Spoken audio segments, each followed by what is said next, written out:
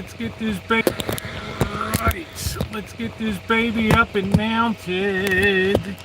Here, get up in there. Oh, this thing is a bummer to try to use this thing. Alright, here we go, ladies and gentlemen. Ronnie, how are you? Let's flip that around.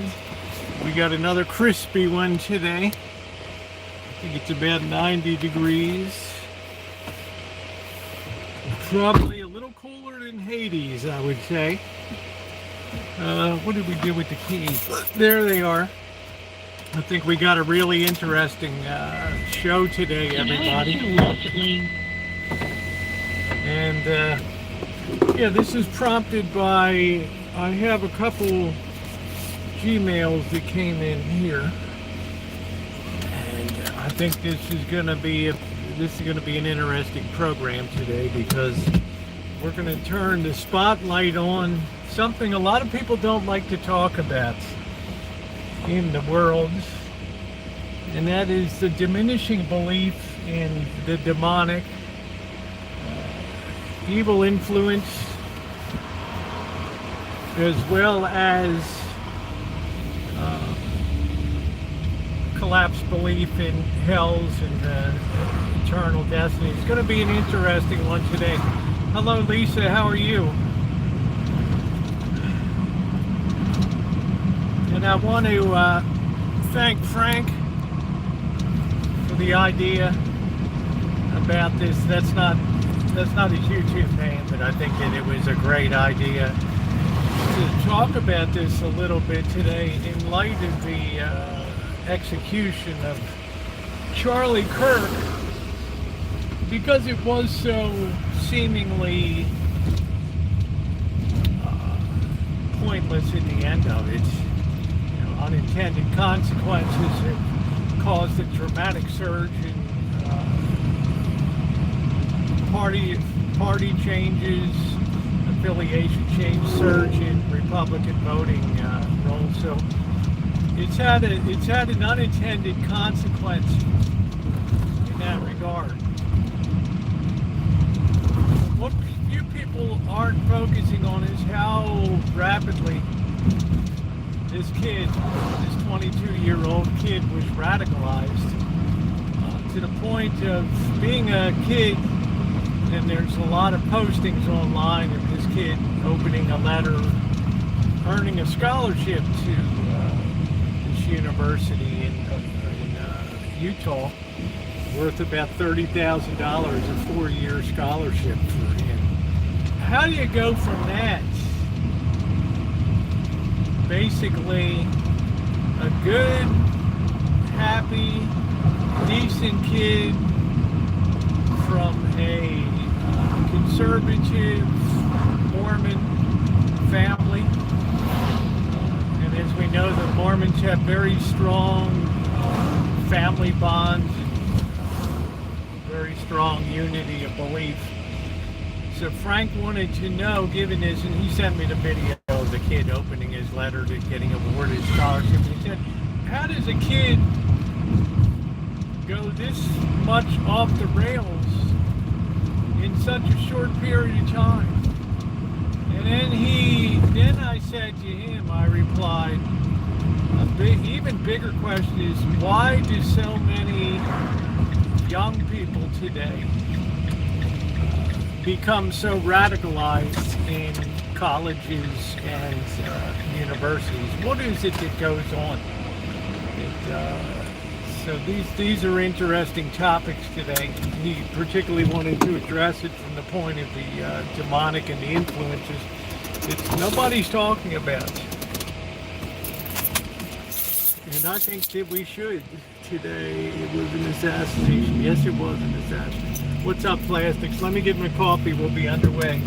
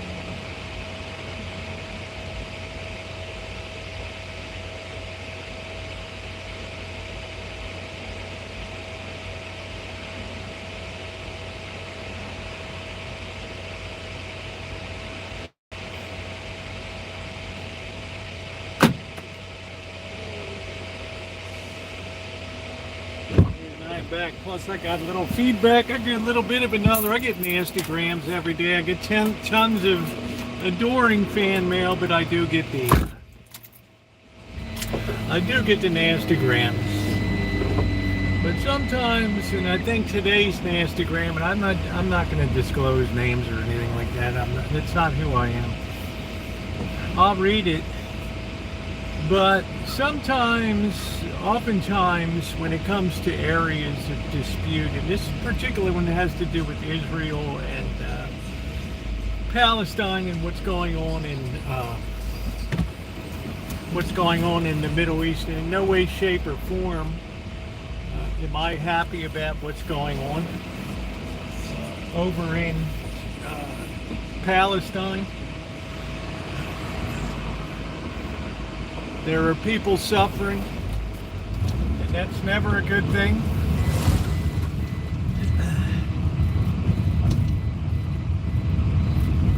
I don't know if that guy wanted the brake check near what he did. But there's this, and we've talked about this for days, there's this inability to even have any consideration for both sides of an argument. It's like, I'm 100% correct, you're 100% wrong. But worse than that, we get to the point where we have even radicalization within our own community here on this small channel, where discussion quickly devolves into insults, ad hominem attacks, and things like that. And I find, and reluctantly I have to say this, I find that these attacks especially occur from people that are radicalized on the very left extreme. I don't know whether they lack patience. I don't know whether they lack the ability to form arguments that are cogent and logically supported, or whether they work from emotions. But one of the things I can tell you today, there's a severe intellectual deficit in society today, and it's working itself up into the college and university level now. And logic and reasoning is being supplanted by emotions and an inability to have any type of self-control when it comes to argument. The argument seems to quickly devolve to, well, you're an asshole, you're a fascist or something, and there's nothing to back it up. Or you're a liberal. It cuts both ways, but much more on the left than the right, because I think there have from what I can tell, as a centrist, the left wing, the traditional left wing, and the radicals are having a very hard time putting defensible arguments up these days for the changes that have been going on and the rapid changes that have been made. And this was driven home to me the other day when I spent probably an hour asking people, what do you want back?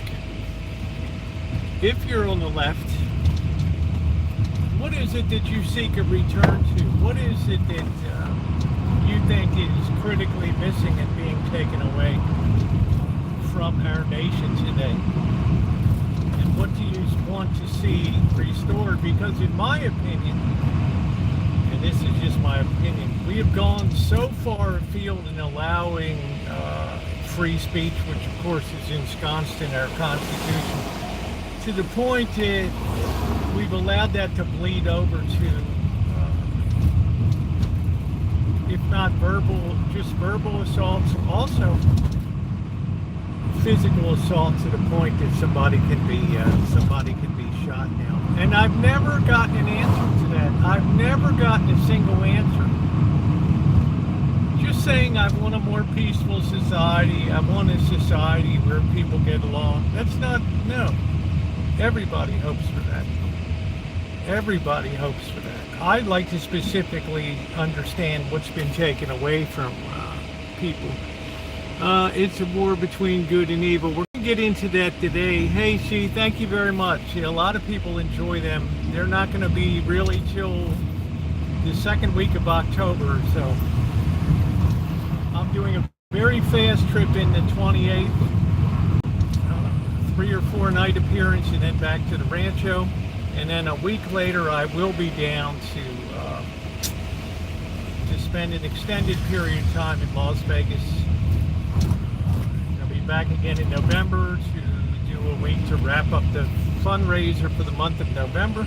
And then I'll be back also in December to see if I can help out with the annual Christmas dinner and things like that that are going to occur down at St. Joseph's. It's what I've chosen to dedicate my time and efforts to in a very pointed way, to do what I can to be of assistance and help them with programs. I'm only really particularly interested in the stuff that has to do with the care and welfare of people that are so blown out that there's nothing even compares to that down there. So we're going to get into it today. So I have a lot of people that disagree on both sides, but like I said, it's important that we identify what is gone now that was lost. Besides things like employees, this person lost their job or things like that, because there's a lot of people losing their jobs right now. Hey, Megan Fox, there's a lot of people losing their jobs right now for things that they're posting on social media. We talked about that yesterday, that you go to schools, you go to universities, high schools, and you don't get any training in the practical side of social media. Nobody comes up to you and says, okay, it's great. We want you out there spreading the message on X. We want you out there on YouTube, and we want you out there on TikTok. Yeah, pick up the banners, fight fascism, blah, blah, blah. But nobody tells them. Hey, Amanda, nobody tells them. Be careful what you post in the social media sphere. And I got a ton of mail from people today telling me what it's cost somebody in their family that they know recently that has been let go because of social media. One blamed me for having a YouTube channel that the person follows. Yeah, I'm not on X. I'm not on TikTok. Okay, I mean, I'm not radicalizing anything. Will it be a warning label on YouTube? It should be a warning label on life, Ronnie. That the things that we say online are things that would have been impossible to say in civil society 60 years ago. It would have been absolutely impossible. But once we started to get the R of wealth and affluence in our country, we had a segment of the population that looked at the prosperity train and said, there's plenty of room in the back of the train. Let's start loading some people. Let's just give them. Let's just vote them. Let's just put them on the train. And this radical idea was born that wealth does not have to be earned and equitably earned. It has to just be divided among people out there. And hence that radicalism of the 1960s came into being, where, well, capitalism is not just. It doesn't properly divide goods, wealth among people. And yeah, we need to have a new paradigm that distributes wealth, meaning, well, I want more wealth for me out of the pie.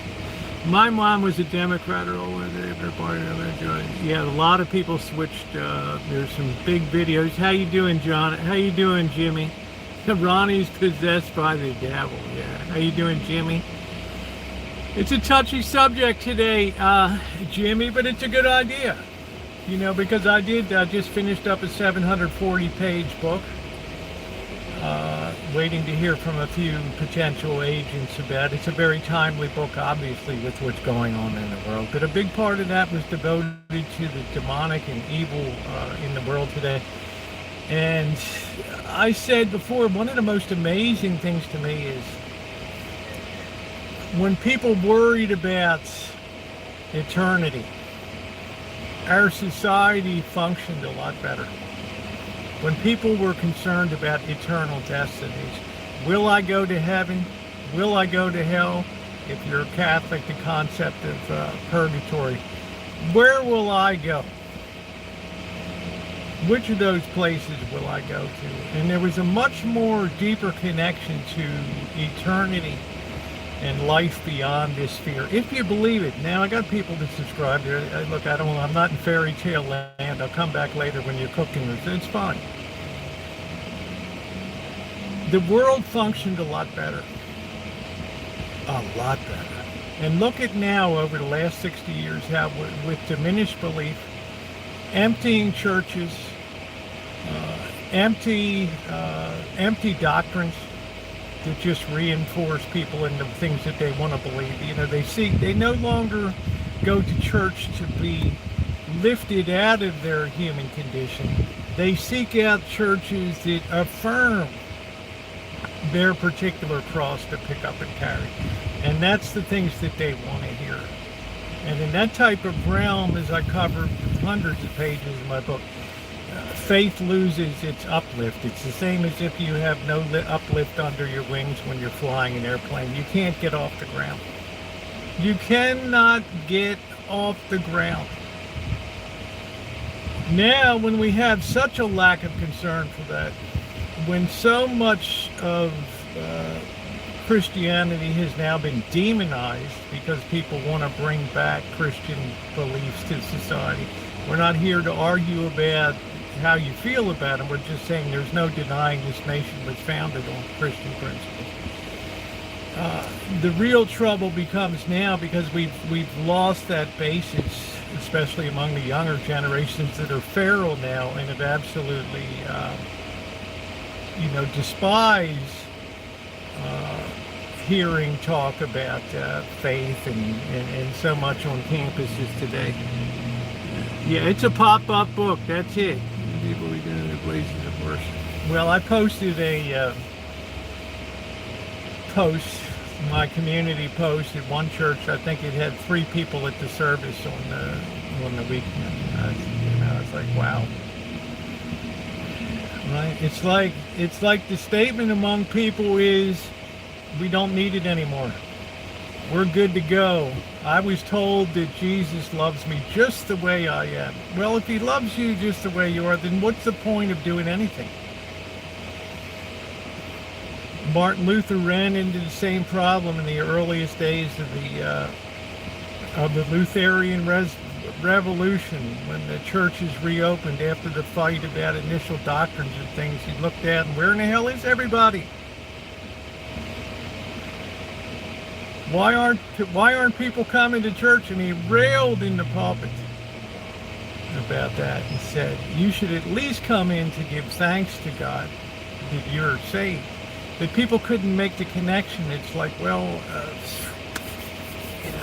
I said the sinner's prayer. I'm good to go. I'm saved by grace, and thank you.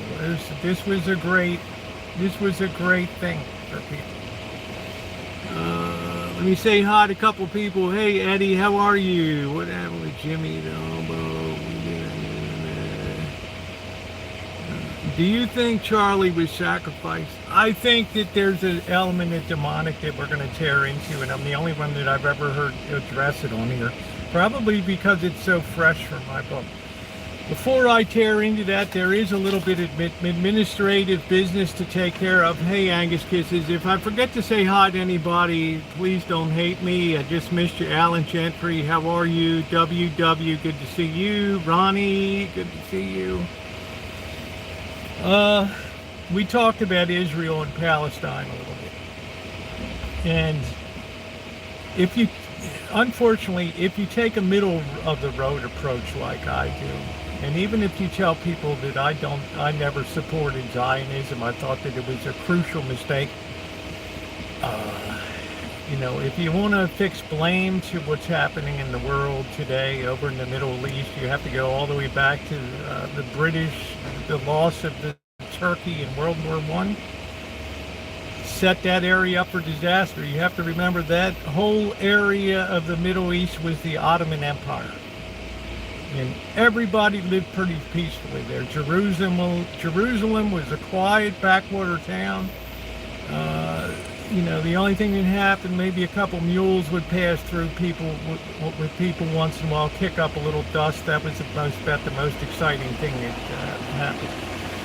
Once the Turkey was on the losing side of World War I, the British who took control of that area as a spoil of World War I, they had to decide, what are we going to do with this? What are we going to do with this area here, this place? And that's when the whole idea, when Herzl in the 1880s, 1890s, that idea of Zionism took root. They got the ear of a very wealthy person, the Rothschild family, and they were influential enough to have the Balfour Declaration passed, which basically said England supports the creation of a Jewish state. There's the history of it, okay? Now, given that kettle of fish that came about, you can see why we have the situation we have today, because we have two faiths that are shoehorned and live, three now that are shoehorned and living in the same area over in that particular place. That's the reality of it. Now it just became a matter of back and forth and political power till the United States votes in 1948 that the nation of Israel is created. Hey, it's a done deal at that point. Either we respect law, and everybody wanted the United Nations, even though the League of Nations was such a shitty failure in the 1920s. Everybody, 1945, here comes the 46th of the United Nations and all that. And everybody, it passed. Okay?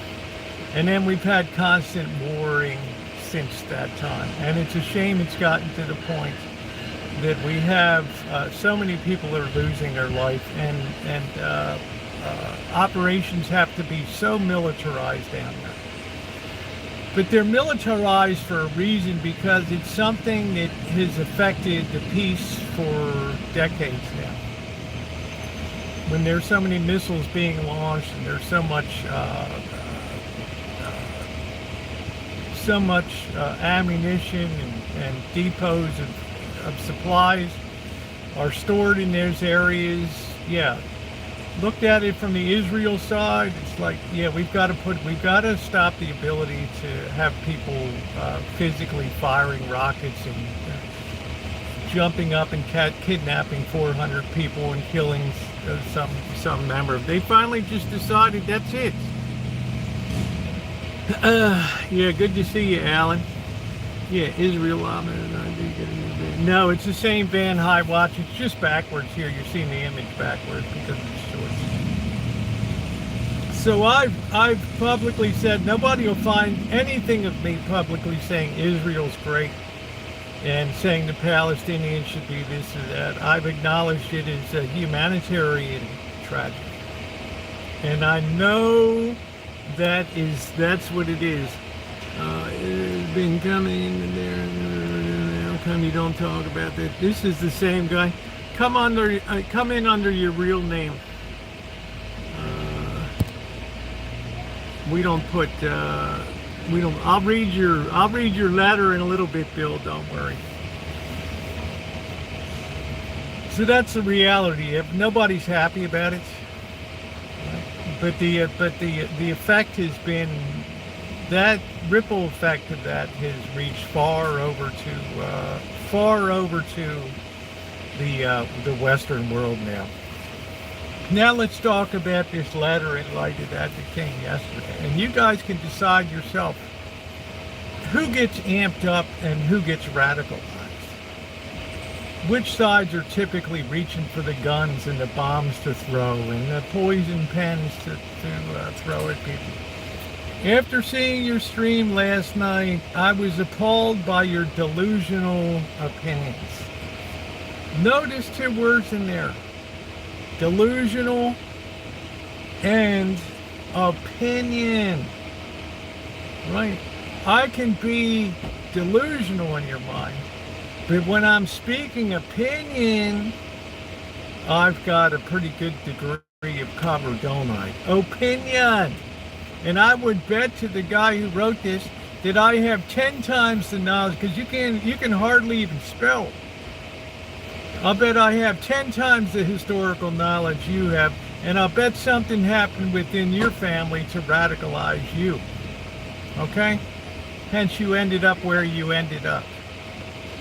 Israel, spelled wrong, is committing a genocide with the USA helping. Hamas didn't exist until 1987, 40 years after the Nakba. The Nakba was at the point where they officially set up organizations to counter the state of Israel.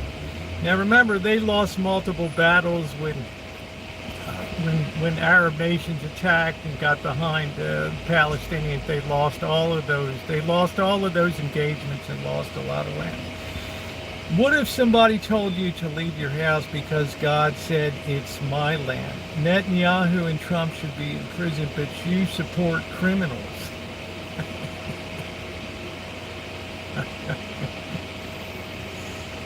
See? I'm now labeled with a political party. Even though I'm an independent, I am now a Trump supporter, even though there's a lot of things that the Trump administration engages in that I don't agree with one bit. We can start at tariffs and work our way right down the line, right here. It's an opinion. It's an opinion. Netanyahu and Trump belong in prison, but you support criminals. I guess this person, maybe they got turned out of Hamas because they couldn't pass the physical. I don't know. I don't know what happened. You claim to be a church-going person. Here we go. That's a fucking joke. Thank you. USA and Israel, again spelled wrong, are pariah countries. Guys, born and raised in the United States, and he calls it a pariah country. Does this not remind you of so much that we hear in protest today? That there's nothing good that America ever did. There's nothing good about America today. Everything is shitty that America does. It's now, according to him, a pariah in the world. Little does he know that if the United States didn't exist, the world map would look a hell of a lot different than it does today. Okay, you might be speaking some dialect of Russian, some dialect of German, some dialect of Chinese. Okay, but this is, you can't say things like that. That's not applicable in the world. And I've said before, if this nation goes, which is the anchor of Western civilization, that flag was passed in 1945 by the United Kingdom. This nation is the anchor of Western civilization. And if it goes here, it goes worldwide. And you can be comfortable in your little comfortable little enclave there and think everything's going to be hunky-dory. Well, you're going to have a big wake-up surprise over there. I guarantee you. Be careful how much you hate. And this is another thing that I can't stand either. People that single focus on one issue and base everything on that. It's the upside down pyramid. And they put the pyramid on the point and say, oh, this is it. This is what defines America. Grow up. You got boats being interdicted and blown up that are bringing fentanyl and crack and cocaine into this nation, heroin. I don't hear anything about that. That's okay. All right, you got people being radicalized on college campuses by professors. who cackle when somebody gets assassinated now. Never saw it in my life before. We're living in unusual times. We're living in demonic times, my friend. There's enough religion in the world to make them love. Hey, how you doing, Basic Bob? How you doing? Hey, Rebecca, how you doing? I touched a few nerves. Oh yeah. But I'm not gonna keep my stuff. I'm not gonna keep my light under the bushel basket anymore. How you doing, Lisa? I didn't waste 2.5 years of research putting a story together to have it just sit and stew for a while. 'Cause when I see stuff like this come up, and anybody that's been on this channel for any length of time will tell you I'm the most moderate in the middle person that there is that's hosting a channel. But this is typical of the stuff that happens. This same particular person, I get some repeat offenders.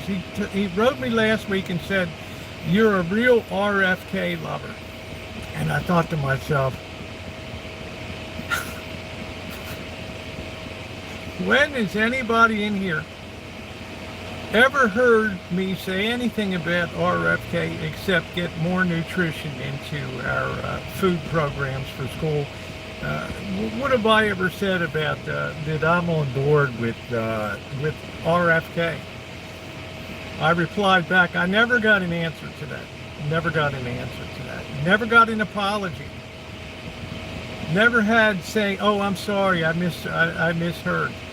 All you get is this blasting F words on here, and this is the type of person that has no self-control in life. This is the type of person that society did him wrong. This is the kind of person, I'm sad to say, that's capable of bearing arms and taking somebody out with some convoluted, warped, demonic sense of justice in the world today. Because I put the pyramid on the point, and this is what's important to me. Everything else lives and dies by that. This guy doesn't give a shit about the educational performance of students in America. Not a word. Nothing. You saw the appalling report, and you don't hear a thing in the education field. You hear silence. 60% of students are deficient in math, reading, and English. Does it ring alarm bells? Does it cause him to get up and write to the National Education Association? I spent years in the education system, in the classroom, talking to teachers. Where's the concern for that while you play out there your big political schemes and everything? Where's your concern for the kids? Oh, all I hear today is, oh, leave our kids alone. Leave the kids alone. Let them immerse themselves in cultural experiences. And like the high school here, they didn't dare close it down. 2 out of 10 stars this high school in national performance. They would have done these kids the biggest favor in the world to get them the hell out of that high school and put them into a high school where they could learn something, but cultural values held sway. I'm still upset about that. They had meetings that stretched over 3 months to decide whether they should close a high school or not. Each time they deferred, well, let's throw it open for let's wait next month, we'll shelve it. We'll bring it back again. They didn't have the balls to take out a poorly performing high school. They kept it going. People stood up and cheered, and they were cheering to keep their students educationally deficient, the worst of the worst. And you know what makes an average? Think about what makes an average. Half the people are better than that, and half the people are worse. Guess which side this high school was on? They weren't bringing up the average, I guarantee you. I would bet that, be willing to bet that they were probably the 20 percentile level, if that. Where is the alarm about that? You don't hear it. You don't hear a damn thing. What I do hear is we need more money. We need more resources in the classroom. You know what? I've been hearing that since 1980. Since 1980, that's been the common thing over and over again. Rebecca says, yes, I so agree with you. I'm teaching my grandchildren what I learned in the 80s. Yes. Anybody, not everybody has the ability to homeschool, but somebody was cackling and laughing. I overheard him the other day, like these I'm not going to use the disgusting word, that do this homeschooling. They're destroying the whole education system in the county.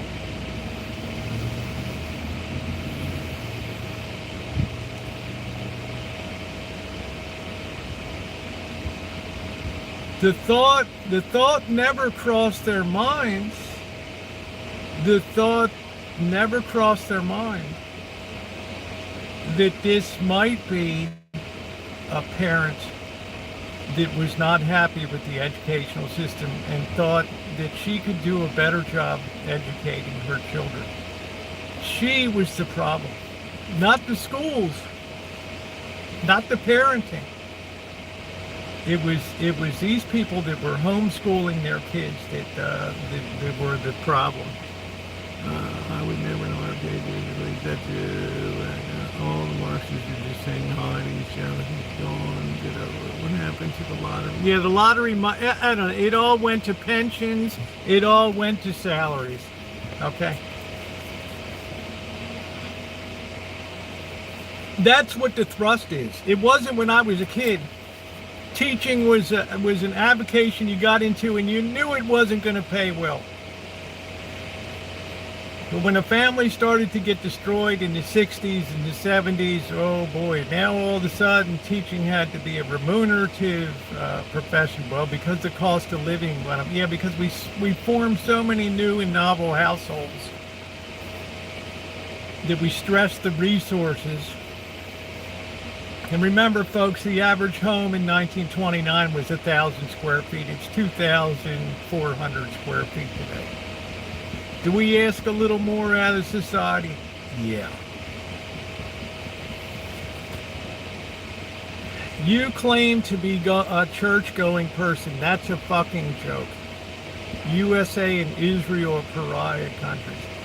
I wonder what this person has done to make a positive impact in the direst part of society. How you doing, Suits? My guess would be not a damn thing. Just to wallow in your self-pity and your misery that, oh, woe is me. I got dealt a shitty hand in life. APAC money in every politician's pocket while U.S. vets are homeless. Let's talk about vets a bit. Okay.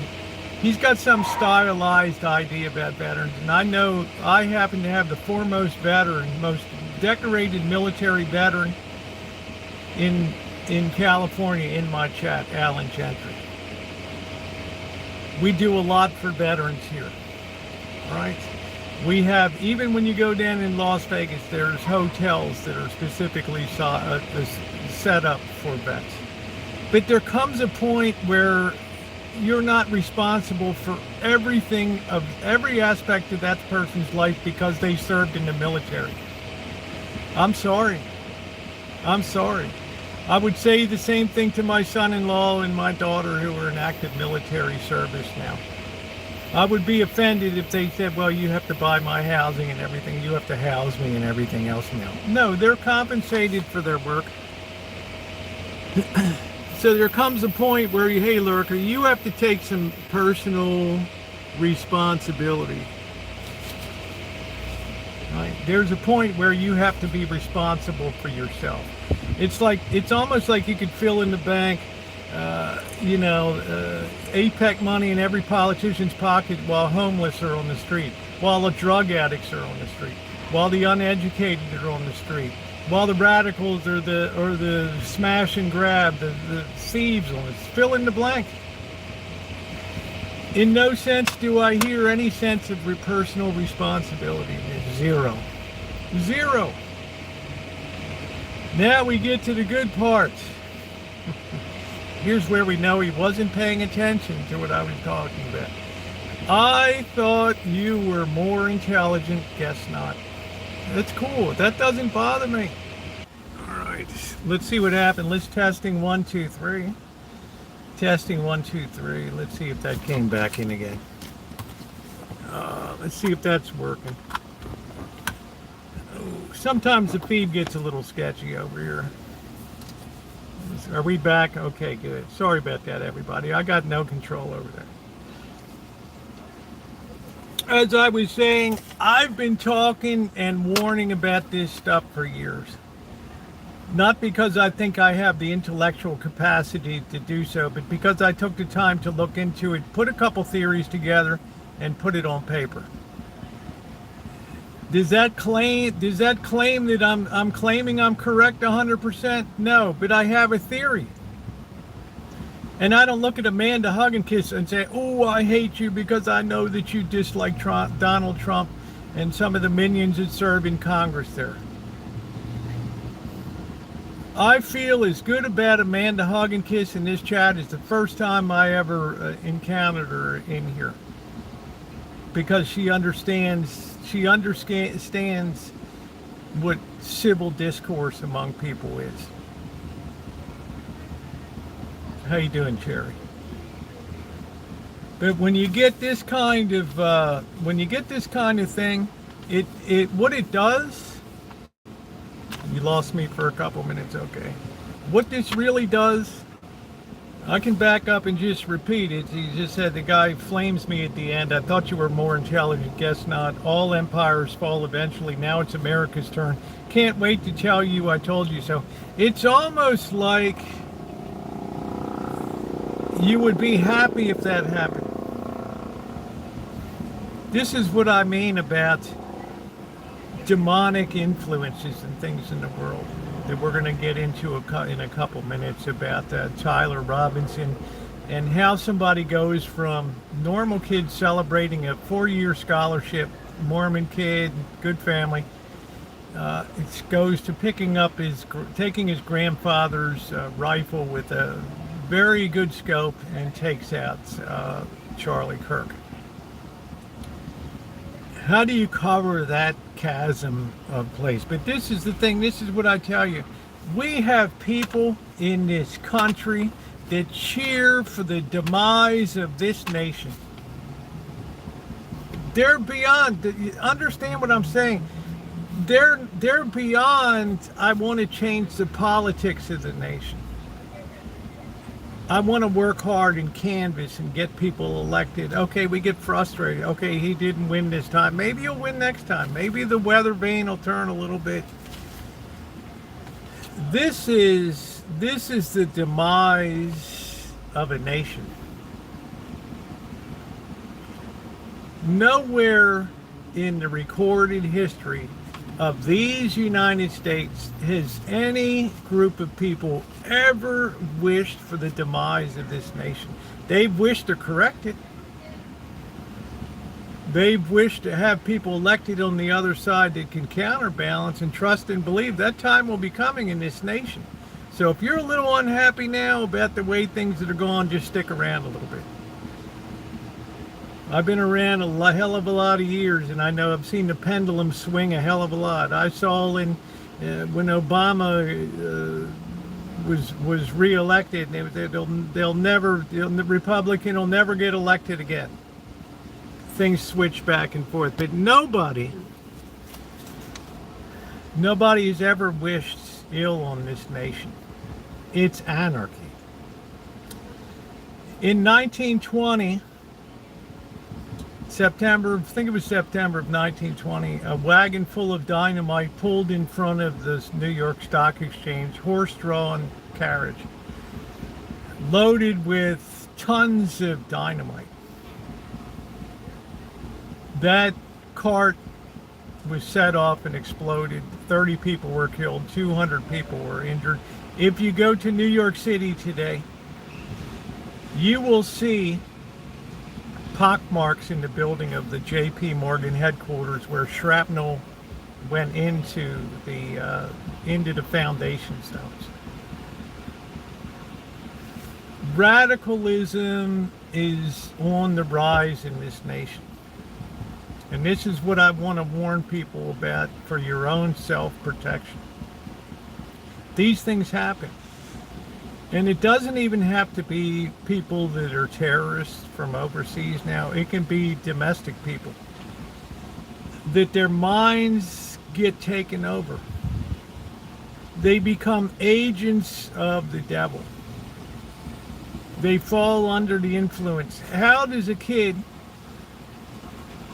that wins a scholarship, 4-year scholarship worth $30,000 to go to a university in Utah, within the space of I don't even know what the length of time is, become so radicalized? What gets into this kid's mind? Well, I'll tell you what, radicalism doesn't come from outer space.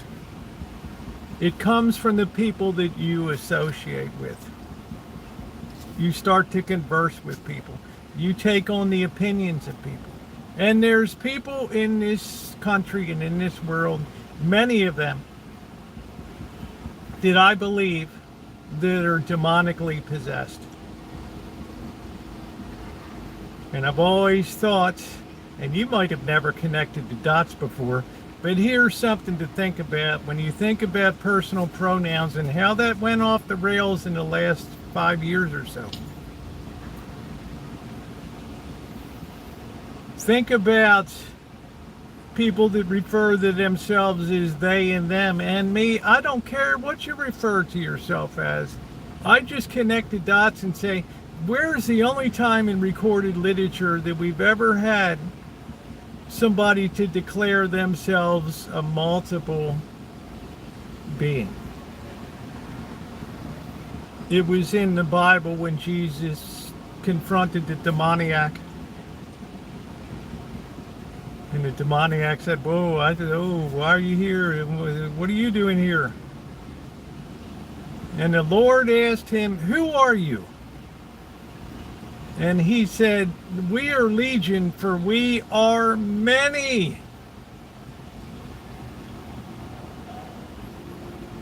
And they were all cast out of that demon and went into the pigs, and the pigs went hurtling over the cliff into the sea. Think about what I'm saying. These subtle things that are right under your nose. When in the course of recorded usage of the English language have we ever come to a point where we think of ourselves as a multiple?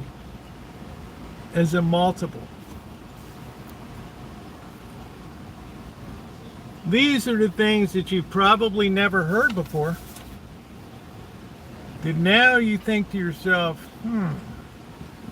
interesting. He was going to electrician school when he shot Charlie. Yeah. These people never make it through college or whatever. I don't come from a point of hate when I say that. I say, how can thought be turned in that direction? How can somebody possibly think? I told you before, the guy that walked into the Starbucks, walked up to the barista, said, how are you? And starts conversing with her, she, or something like that. And she's like, oh, no. My pronouns are they and them. Okay, I'm just a customer. Peace. Right, all right. He takes a piece of paper and a pencil and he slides it across the counter and he says, draw a picture of yourself as they and them. She got pissed and kicked the guy out of the store. I would just how they stole all the wire out of the news stick so it doesn't light up at night, which is one of its most delightful features. You ponder that for a while, the subtlety of the demonic. the subtlety of the demonic is something that people, I believe, can't even begin to comprehend. The influence of the demonic in the world. What would possess somebody to even do something to pluralize pronouns? Like I said, the only thing that I can connect it to is the Bible, with people being possessed. Now, people will laugh that off and say, hey man, it's 2025. And for me personally, I don't care how people, I've never cared how people identify. It gets a little awkward sometimes because I find myself, I got to remember what this, you know, if you say the wrong thing,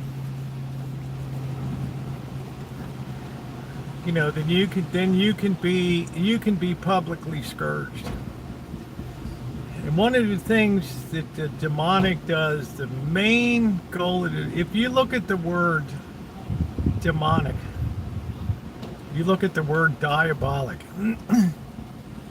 you look at how diabolic, it comes from the Greek dia and kablos. It means to forcibly tear apart. That's what diabolic comes from. To forcefully tear apart. You look at society today, and I can tell you that there's not a corner of society that's not being torn to pieces right now. I don't care whether it's churches, I don't care whether it's politics, I don't care whether it's local governments, I don't care if it's international governments, I don't care what it is. Everything is being torn to pieces today. Charlie was always a beggar, but the truth made him mad. His perspective came from the Bible. Well, if you're demonically possessed, if you're not demonically possessed, then the Bible is not, you know, you can take it, it's a take it or leave it thing. One thing we can't deny, it was the most effective tool for governance for 5,000 years. And it helped build up the civilization that we have today. It's undeniable. There's no denying it. And once we turn our back en masse and start to move away from that, and worse than that, begin to hate it, then that becomes a form of demonic expression.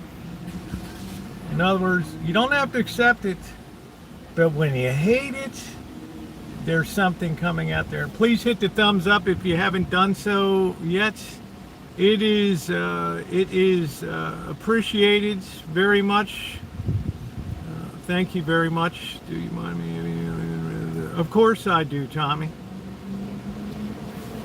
Of course I do. I wouldn't be talking here today if I didn't. But I don't sit out here and hold up a Bible and tell people what to think. I tell people my opinions and my thoughts. And people believe, you're not going to change anybody's mind. You know what a lot of that stuff is? It's self-serving. I'm going to aggrandize myself. I'm going to use this as a YouTube moment to be out on the street and have this confrontation with people. It's the same thing I see when they put up people that they ask in response, Charlie Kirk was killed today. What do you think about that? And I think to myself, I hate to think this. Does this guy genuinely care that Charlie Kirk was assassinated today? Or does he care more about putting a YouTube short together with, and how many people did he have to interview to find the select group of people that would say what they said? I can't tell you how demonic, even the great Canadian philosopher Marshall McLuhan said that the media is on a Luciferian mission to deny truth. And we can see it today. We can see it today. Let's see. I was raised, but I don't believe in Jesus. That's the normal thing in America, Tommy, but we don't hate it.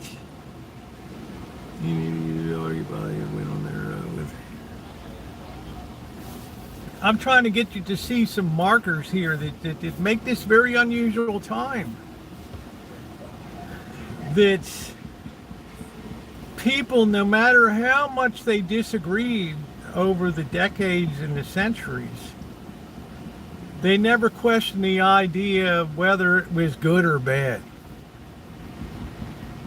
Right?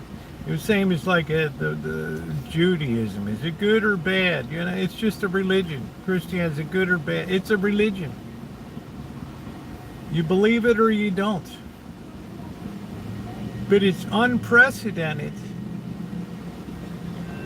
in history, except during times of religious conflict, to have people come up and just stridently hate of faith.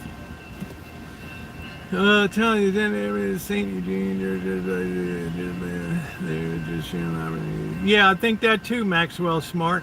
But if I say that, I get blocked out.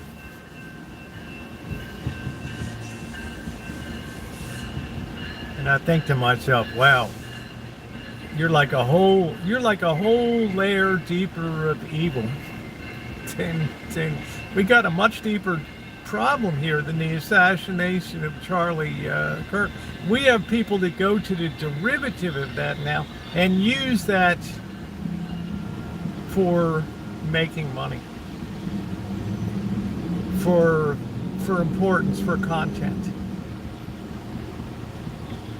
I give people the benefit of the doubt. I mean, I say, I hope that you're doing this on the up and up for the right reasons, but I see it's all too pat. It's all, and people can make a fortune as people jump from one video to another where the guy's just posting shorts of people hating and teachers being fired and crying and things like that. Do you really care about what's happening to the nation? Do you really give a shit, or do you turn off your computer and say, that was great? This was a great one. And oh, by the way, guys, don't forget, I got new merchandise down below. And also, this video is sponsored by HealthNet. If you're having mental health problems, well, let me tell you, HealthNet helped me out a lot when I went through a rough patch a couple years ago. Or I'm on Substack here.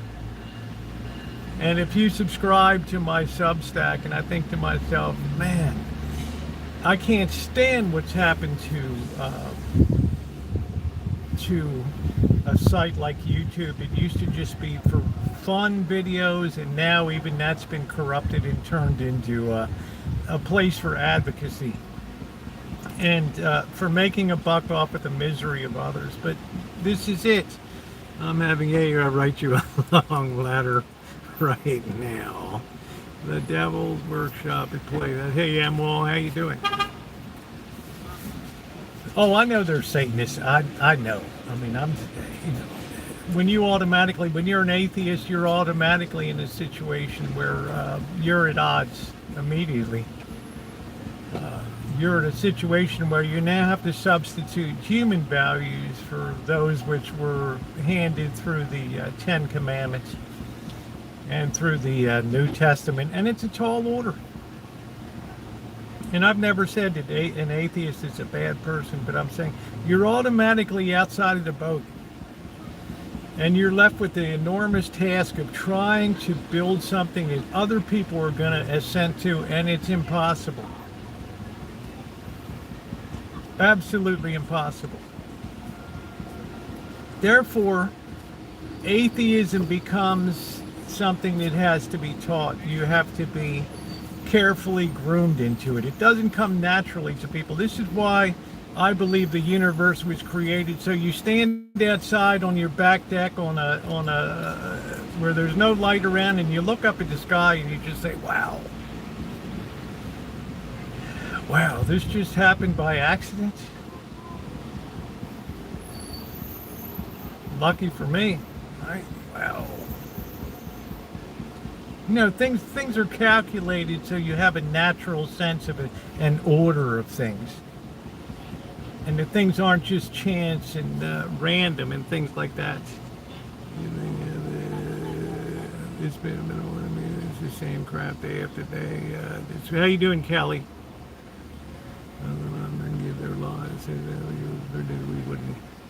I definitely predicted that we have strife, and what really makes me bad, Christopher Hitchens would be in the same boat as Sam Harris now, one of the last two remaining four horsemen of atheism. Daniel Derner's gone now. Christopher Hitchens is gone. That leaves Sam Harris and Richard Dawkins. Sam Harris, over the last 2 years, and I put this in a book with citations on YouTube things and stuff, he sits there on his YouTube things now like, he reminds me of Rodney King. He just is mystified. He'll be interviewed with people and he's like, years ago he was so secure in his atheism, he would stand up there and, well, you're kind of a horse's ass. At the end of this, you're going to feel like a horse's ass if you still believe in something greater than humanity. Now it's like, he wrote a book, The Search for Spirituality. You can just tell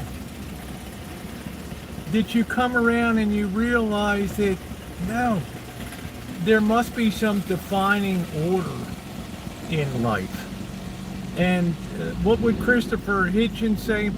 I don't know what Christopher Hitchens wouldn't know what to make of what happened in the last 5 years or so. Richard Dawkins was astounded at the way that biology was overwritten, and he's like, I'm a biologist, and there's two genders, and they, no, Richard, you're wrong. And this was his epiphany moment. He was like, is this what we've gotten to today? That even science is corrupted today? Ay caramba, he immediately quits the Freedom from Religion organization, where he had been an award winner and everything, just tendered his resignation. I think Christopher Hitchens would be absolutely appalled at what the hell has happened over the last couple of years. But I've seen this dramatic change in Sam Harris where we're now pushing towards, you dare not say the Judeo-Christian religion, or all of a sudden your book sales go down the shitter, and people at the Freedom from Religion Foundation are like, man, you're really redlining here, dude. You're bringing this circle's closing again, and you're closing it. What the hell is wrong with you? Get back on point. Get out there with Krauss, whatever the science, whatever. Get out there with these scientists and talk about particle physics. Dude, you're just losing it. Let's see. Hit a Christian revelation. It's not a choice. Atheism never came naturally to anybody.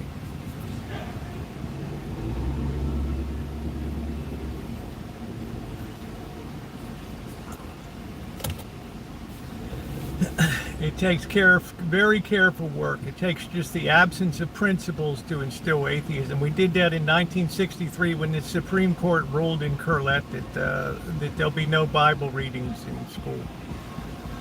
Immediately, that had the effect of undercutting the moral foundation of the educational system of America. Now, we're not getting into a commentary about whether it's right, constitutional, right or wrong.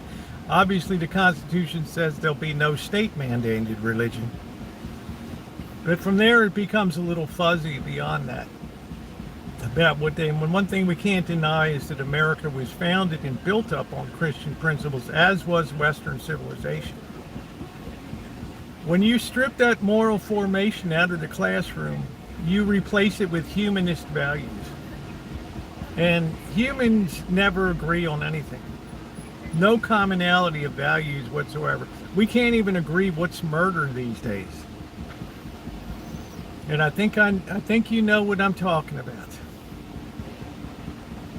And we're supposed to agree on things like stealing, because a lot of people would stand up and say it's justified today. I'm asking you, don't look at it from a perspective of constitutional stuff. Look at the effect that it had in terms of undermining our education and formation of children. If a 20-year-old rolls a cart out of Walmart filled with clothing, food items, they're encountered at the door by a security guard who says, "What are you doing? You didn't pay for that." And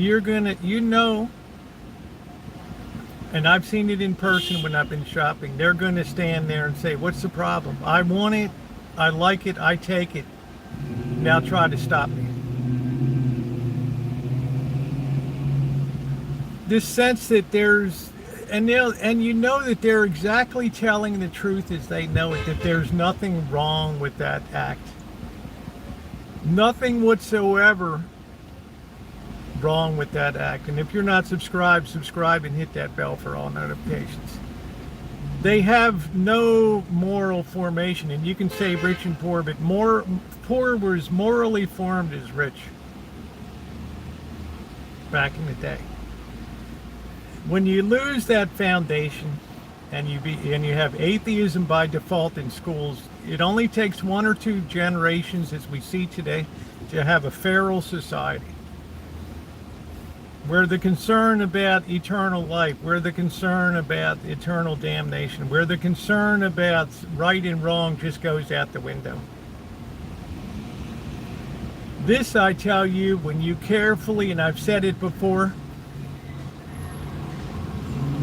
this careful teaching of values is the actual passing of the torch of civilization itself from one generation to the next.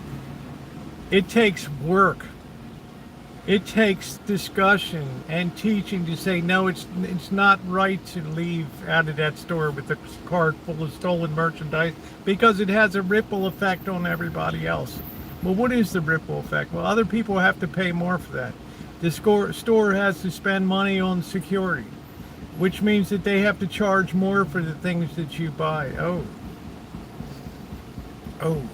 okay. All right, or let's just have unlimited baby. I see Nick Cannon came out and he was interviewed by somebody. This guy that has like 12 different baby mamas or whatever.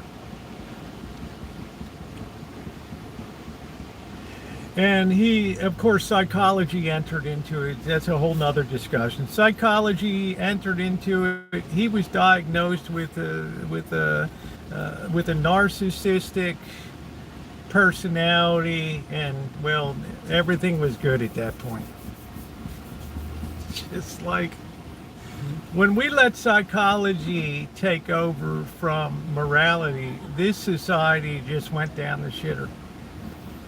When you could start to excuse people's behavior because of some mental situation that's going on in their head and not a moral situation, that was the beginning of the end. And that's what psychology rendered for our Western civilization. Thank you, Sigmund Freud. Let's just see. Rosie was a good father and family, Millie Bands and guy. Who was that? He just did not mind down to believe what people say. Hey, who is that? Who is she talking about? Rosie, you're cat lady. He was a good. Are you talking about your father? Oh, I believe. I'm talking about in generalities here, Buttercup baby. People can still be basically good, but he had moral formation. He wasn't raised an atheist, I guarantee you. I would bet you all the money on planet Earth something happened probably in his life that turned him away from God and said, you did this to me, so F you. Is it impossible? No, because he was still the beneficiary of moral formation. And he benefited from that.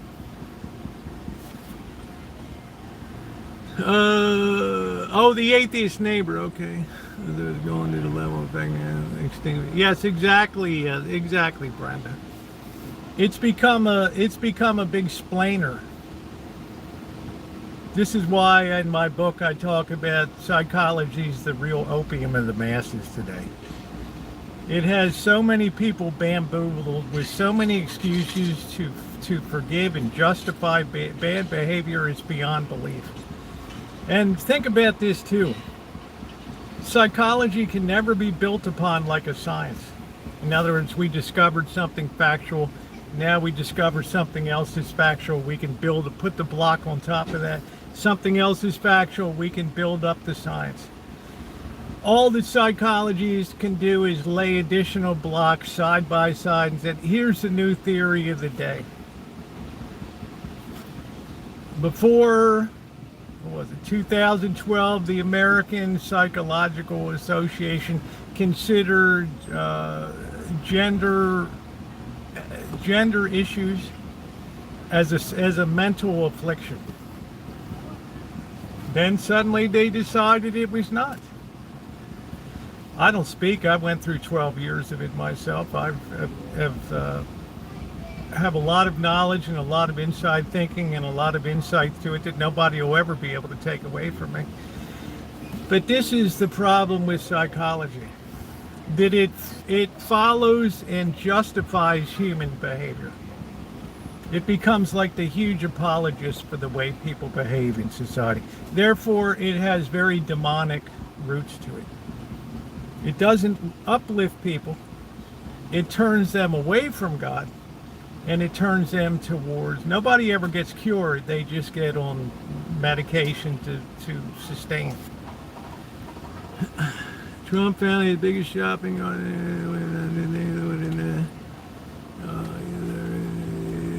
thank you, Jess. I appreciate that. Yeah, Robert Redford passed. If you don't agree with that, then, yeah. Some people just come into troll, and that's fine. I don't really mind. I don't mind that. Yeah, sure, Jess. Let's see what you have to say. Usually I think people cross gender mentally, and you always seem stable. Yeah, I think I had time to reflect on it. But I also think I fell under an influence.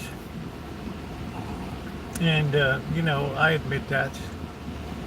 I kind of worked my way out of it. Everybody lives their own life and things, but I had a lot of time to reflect on it. A lot of time to think about it. And I think about the times that I interfaced with psychology through my many years. And I'll tell you, well, we'll get into that now. I'm not here to talk about psychology today. Only subconscious doesn't have the body, doesn't respond, sweat lie. Yeah, I got great mods. We don't, people get rarely timed out. Oh, yeah, Corky. Free speech is a double-sided coin. Absolutely it is. You'll always have free speech here. But people are entitled to their theories. And I'm sure a lot of psychologists would disagree. But statistically alone, it's been a massive failure. It wasn't even until 1898 that the American Psychological Association came into existence. Before that, people turned to faith as a curative to their problems. And guess what? People weren't picking up high-powered rifles and doing mass killings. They weren't. The family structure stayed together. Once psychology started to spread its tentacles into Western society, things were never the same again. And we went from 2,000, about 2,500 practitioners in 1927 to over 1 million mental health professionals today. And yet we have 1/4 of women in this nation are on either antidepressants or antipsychotics, or sometimes both. About 20% of this population has to be has a mental affliction. Has psychology been helpful? We'll just leave that dangle in the air there. The right is having.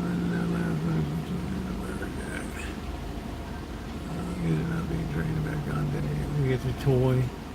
Well, they're being trained by video games. Neither do I. But just think about this, Jess, how well the world got along before we had the introduction of psychology that could be a splainer of everything. And it can't be built, it can never be built upon.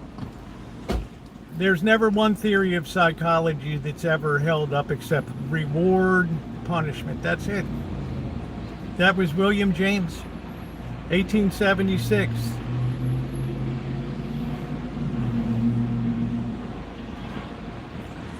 Do something bad, you get consequences. Do something good, you get rewarded. Gee, okay, that makes sense in human behavior. Nothing else has been added to psychology since that whatsoever. Let's see. My farm has I can blame parents too if you want, Jess. Why shouldn't a withdrawal from we've withdrawn into selfishness dramatically over the last 2 generations? Are you kidding me? Oh, we can have a whole nother talk about that. Our puffed up lifestyles, delivered food, 5 or 6 streaming channels, beautiful cars, beautiful homes. Oh, we could talk a lot about that, the cost of that on society. Oh yeah.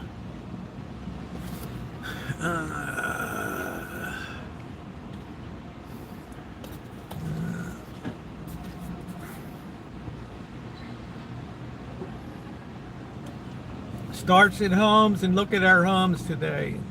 Almost half the children of this nation are born out of wedlock today. Does that have ramifications? Well, if you don't think it does, then the family never had any value in your mind. The traditional family was valueless. It didn't mean anything.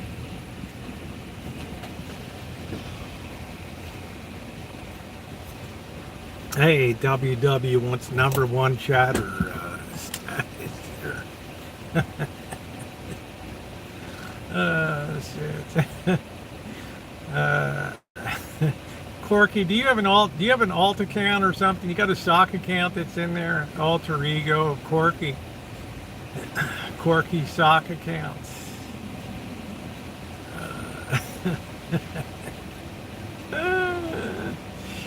And remember too, everything I've talked about today is my theories, okay? Not yours. You hit the nail on the head, Chief. Yeah, VW, have a seat and chill out. What does that say about our society? It says a lot. It all comes down what we were talking about the other day, why marriage, people were saying the divorce rate is dropping, and I say, yeah, because people aren't getting married. That's why. Marriage rates have collapsed here because it was undermined by no-fault divorce. We've done so many things on a governmental level to absolutely destroy. That's why I say I still uphold my claim that America is the most powerful Marxist nation in the world by specifically attacking the family. Let's see here. There are many theories within modified in a baseline. It's a baseline. It never gets built on. No, our sport's also bad for society. No, competition is good. WW, you're not getting banned. Look at that, Mr. Good Citizen. F the governments. No, well, it was a good thing. It was a terrible thing because there was no justice in the court. As I've said before, no-fault divorce introduced the concept that was totally novel into the American judicial system, that you're going to go into court, but there's going to be no justice there.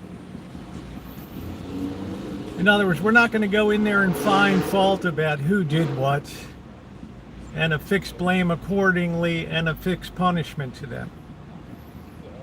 For the first time, their evilness can be rewarded. For the first time.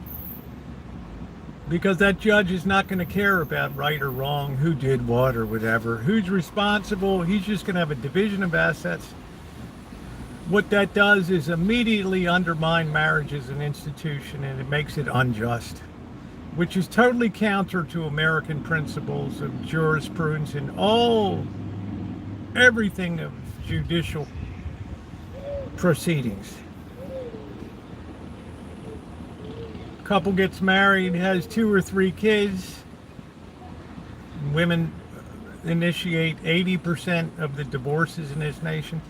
She can come home from work. She can say, you know, I'm just not feeling, I don't know who I am. I need time to go find myself. You know, I'm just not feeling it in this marriage anymore. She can get up, tell you, I'm going to get a divorce. What that means for you is the man that you've immediately got to find another place to live. You've lost your nice house. The court, the state will decide when you see your kids and what schedule you see your kids on. They'll decide how much you're going to pay, because she's going to stay home and she's going to raise the kids. They're going to determine how much you're going to pay in spousal support and in child support. What's in it? What's in it? So the word got out. It took a couple generations. Marriage is a contract, lurker. Marriage is a contract. And very few people are abused today. They'll say they'll mentally abuse. Marriage is a contract. When you stand there, it has to mean something. All right? When the contract gets thrown out and the meaning of a contract, and we have this Beatles idea of love is love, and all you need is love, it's just the destruction. There's no fortitude. Fortitude goes out the business. Fortitude goes out the business. Goes out the window. That's it.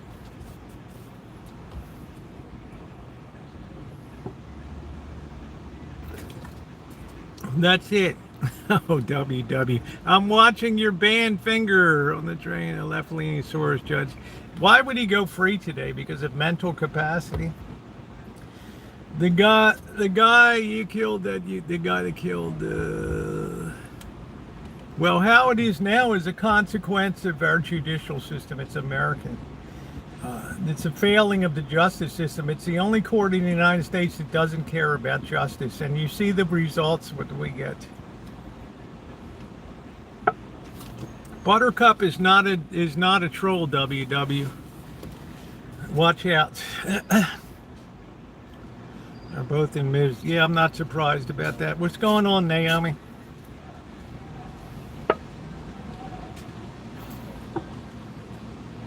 How difficult it is to leave a DV marriage. It doesn't have. It's just as likely to happen with females physically hitting males today than males hitting females. Nobody wants anybody to stay in a situation of abuse.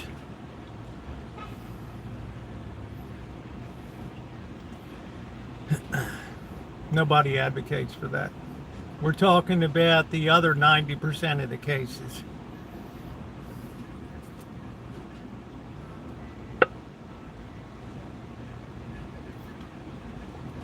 Hey, I just present Ned the practicalities of the United States judicial system. You decide. If you think it's fair that you can go in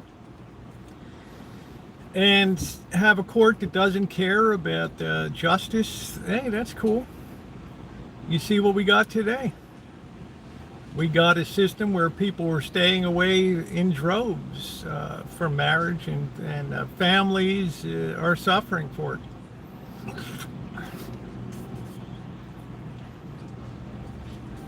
It's okay. I mean, nobody wants to hear.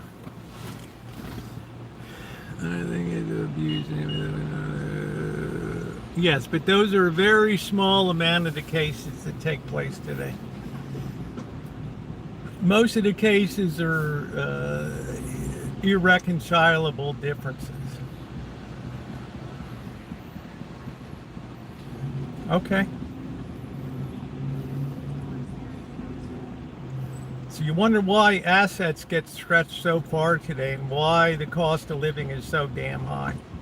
Because we're supporting so many different ideas of families out there these days. When is Black WW? These days I've been thinking, yeah, it doesn't matter if you vote or not these days. Yeah, we all need respect. Everybody should, yeah. You've seen the physical stature of women these days. Talk to police. Look at police arrests these days. Look at when they have violent encounters on the street at protests and things. Who's the ones getting arrested these days? You know, it's I've said it before. It's the masculinization of the females in society. If you physical follows power. That's just the way it goes. As power rises, physicality, financial and social power rises, physicality comes behind. I wouldn't do anything with it. Yeah, I couldn't imagine hitting a woman, but there's plenty of people that would.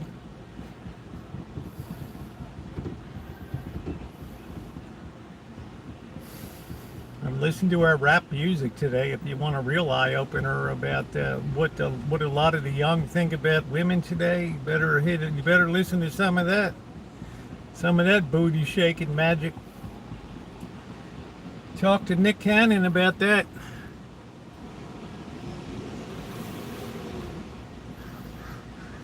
How we could ever think that having 12 children by 12 different baby mamas is a positive for society. I fear for the future of those kids.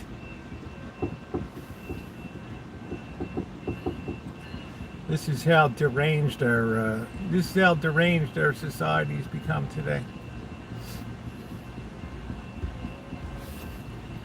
Tommy Norton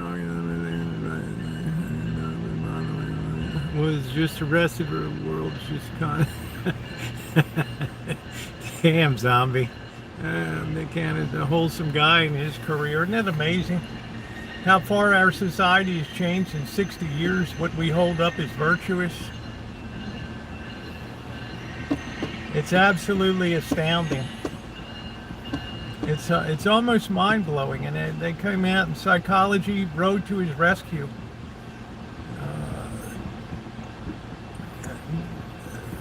Narcissistic personality disorder. Okay.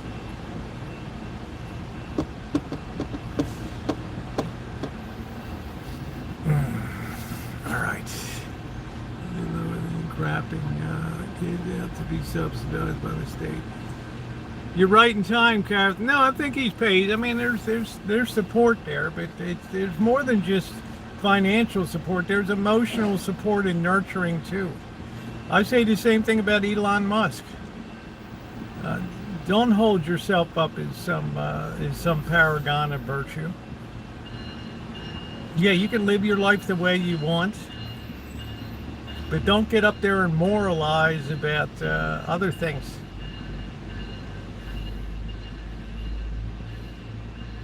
I'm a right down the middle person.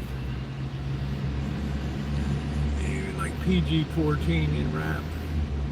Yeah, I got the train station right behind me here, zombie, and welcome aboard. I know that I am a virtue, true, angelic, but some people, well, you had good moral formation. You went to SMU. And then look at what happened to the Methodist Church in 2019 and 2022. Another split. It's just a case of faith follows the way people want to live. It doesn't uplift them anymore. It just affirms. It has to be a safe space now. Totally destroying the value of faith.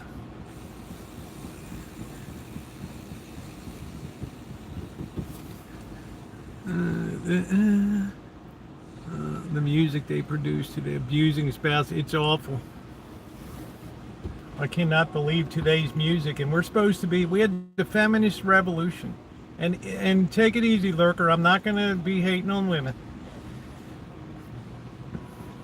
I'm upholding them with this. We had this rise of feminism, and we're not going to be objectified, and I am woman, hear me roar, and gas stations too big to ignore, or whatever, however it goes.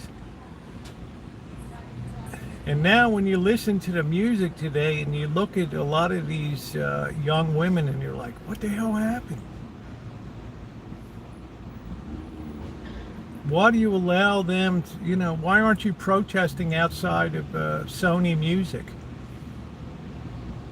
or Warner Music Group? Why aren't you protesting about what the music is that's being written and the way you're being objectified in the videos? And it's a mind scratcher to me. You think that that's progress? I think it's more demeaning than it's ever been before.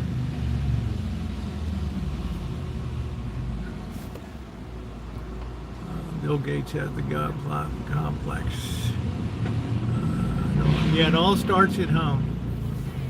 So I feel bad about the women in that regard.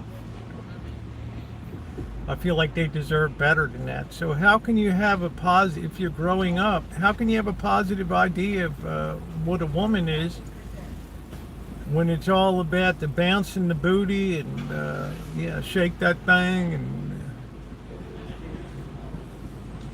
guy look at Nick Cannon, oh, I want to be Nick Cannon, that's who I want to be. Can you imagine that? All those hot and cold running women there, woo, I want a Diddy party, man.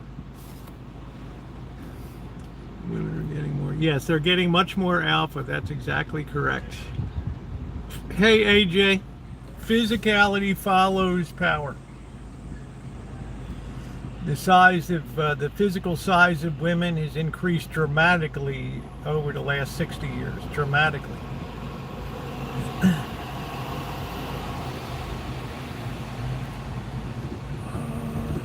And it's actually reached the bend back point where they're complaining that men aren't acting like gentlemen, or chivalry's dead, guy doesn't hold the door for me, the guy doesn't change my tire for me, the guy doesn't buy dinner for me. It's like, well, this is the way men have been trained.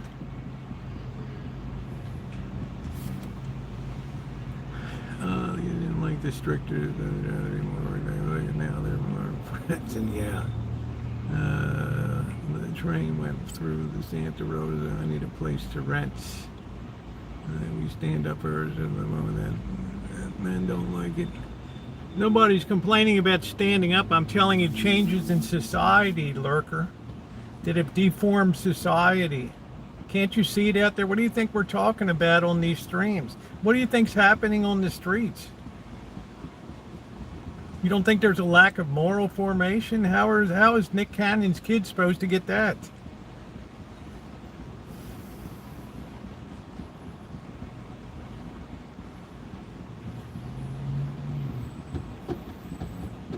Elon Musk kids. Who's daddy? I don't know.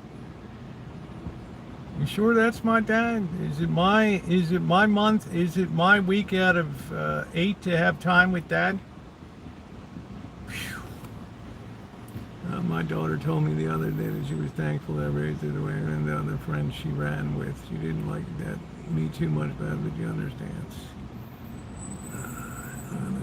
Yeah, I'm just saying, Lurker, you did the right thing. You punched 100% the right buttons. And people can be what they want to be.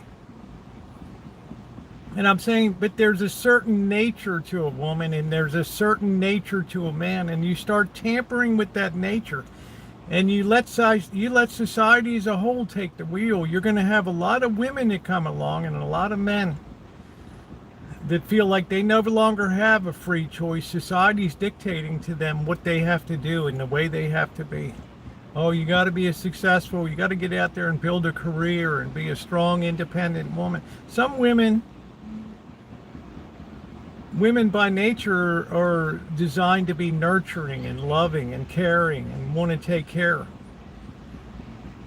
There's no denying that nature. Men have a nature of leadership. and risk taking and being courageous. They're a good complementary fit through thousands of years.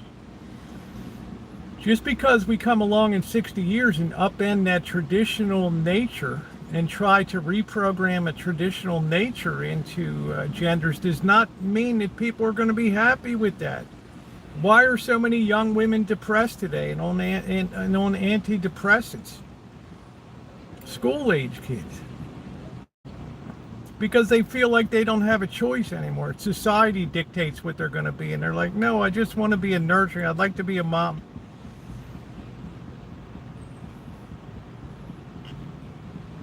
But it's like, oh, you're kind of looked at as a failure. Like, what are you, what are you, June Cleaver? Didn't you get the memo from the head office? That's what I'm talking about. So you'll have a lot of very miserable young people in the workforce that are, no wonder people need to be on medications and things.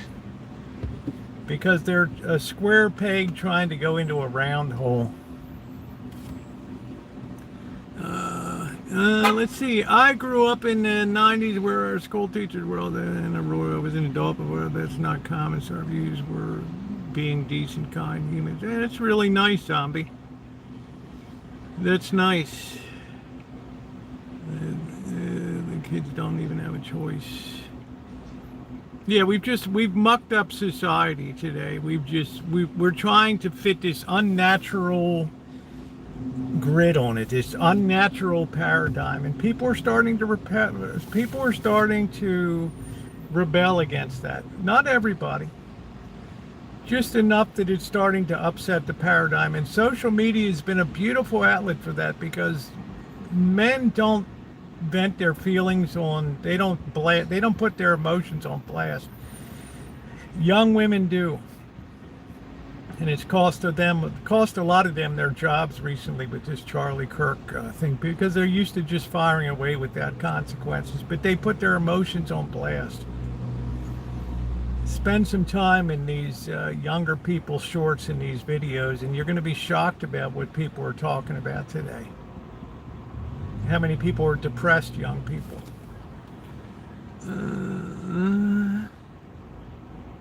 Just because it's kitchen sink psychology doesn't mean it's wrong, Ned. Think about that. You may fancy it up with a bow tie and a nice sport coat and a nice big university lecture hall, but there's nothing that psychology is built on top of psychology. It's all just a rolling shit train of theories that moves forward to explain human behavior, to justify it. That's it. So it has no objective, nothing objective to show for it. No objective accomplishment to show for it. Zero. Nothing. Science can point to the periodic table of the elements, the harnessing of the laws of gravity, the discovery of the standard set of particles. Psychology can point to nothing. Zero. I think a breeding rights plays the people feeling it. Yeah, of course. Yeah, you gotta look good on social media. Filters, all this crap. Yeah, the new crap is just that. My grandmother, yeah, Catherine. Yeah, you used to hear me doing the "Fly me to the moon." You know my wings were born to fly. Let me know what life is like on Jupiter and Mars. My grandmother Jimmy, yes sir, no sir. Rosa, I think a lot of people are following these. See, give bad, bet you anything I have to say. Yeah, well, people like to be part of a group. We had I saw that Freedom March. 3 million people. I saw that. So my kitchen table analysis of psychology really bore tremendous fruit, more fruit than I ever imagined I would ever see. Just on statistics alone, an abject failure.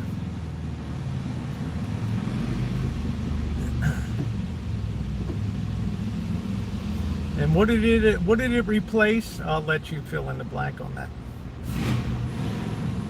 Yeah, I saw it was 3 million people. Somebody was, we have Phil from the UK. He lives in London. He was talking about it. You know, a lot of people see both sides. I mean, two sides.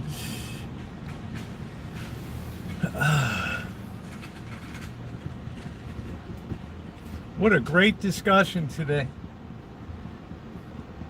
I'm sure the inbox will be overflowing tomorrow. Woo!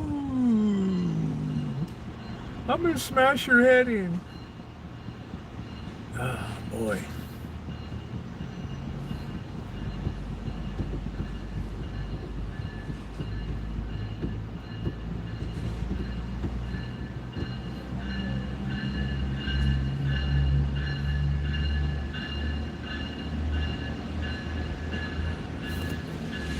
I know my Bible didn't cruelty like he taught. I don't think anybody was cruel. He taught truth. People want to have their ears tickled today. They want to be affirmed in their lifestyles and their choices. I'm sorry, it doesn't work that way. Sometimes you have to hear hard truth. Not that it'll move your needle, but at least it can be said that you heard the truth. That's what really rankled people, that they couldn't argue about the words, they could only argue about the person, and they hated the message. That was it. So to the point that they've had to start to take up guns to silence the voice because it's so painful in their ears. It hurts so much to hear. They can't have self-control and sit there and listen and walk away and just say, you know, what an asshole, or, you know, he was right as rain. They got to get steamed up. They got to rally hate. They got to pick up weapons and kill, riot, kick in doors, smash shit. This is what's so unusual about our world today. People can't stand to hear different opinions, and it's going to get worse, much worse. Instead of being civil and walking away and saying, well, we're just Charlie, we just disagree. I'm glad I had the opportunity to come up and be heard. No, I'm going to put a bullet in your head. Yeah, they can't find fault with the argument, so they attack the messenger. That's basically what it is. You cannot deny that.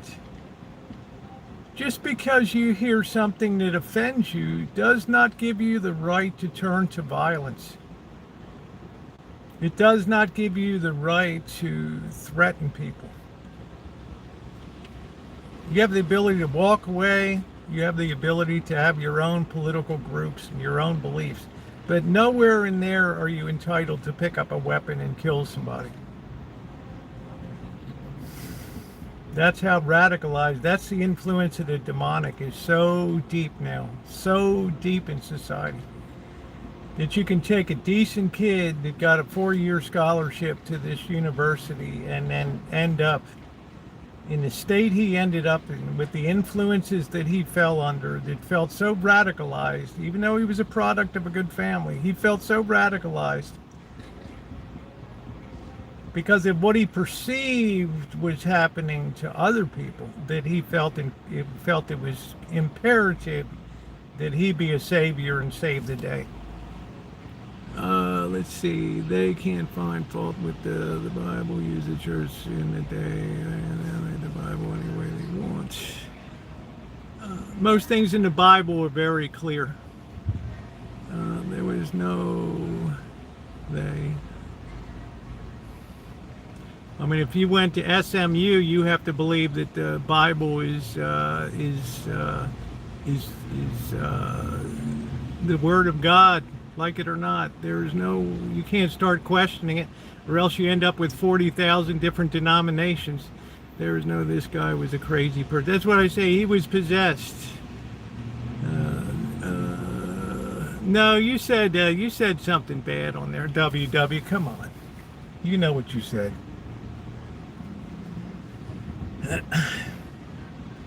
There gives the elotes, man.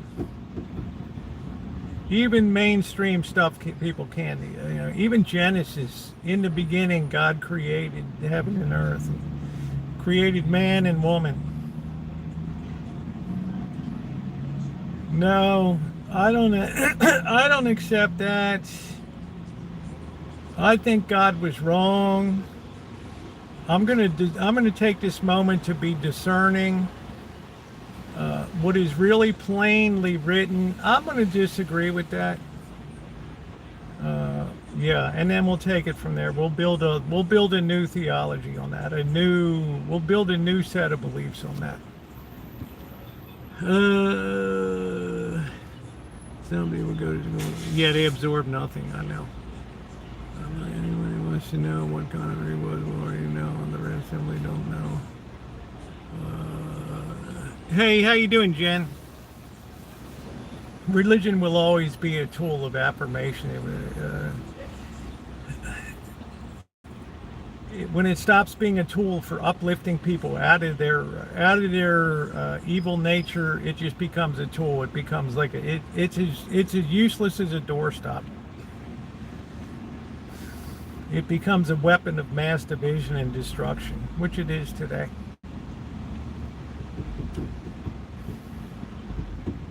Sadly. Why is the Brahmin become mainstream of the years of not being socially acceptable? Where's Corky? Where in the hell's Corky? I don't even see Corky.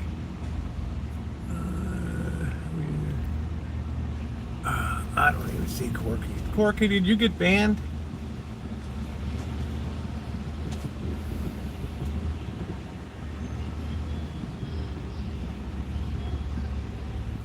Yeah, well, it's pretty clear what it says in, we just use Genesis as an example. It's pretty cut and dry.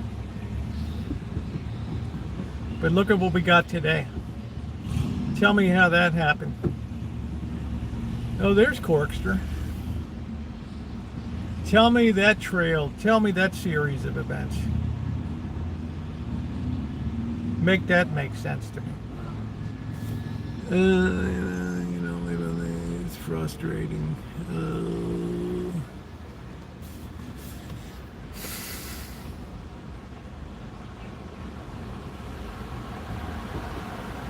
Well, I hope that people can calm down. We can put some oil in the water and calm the seas.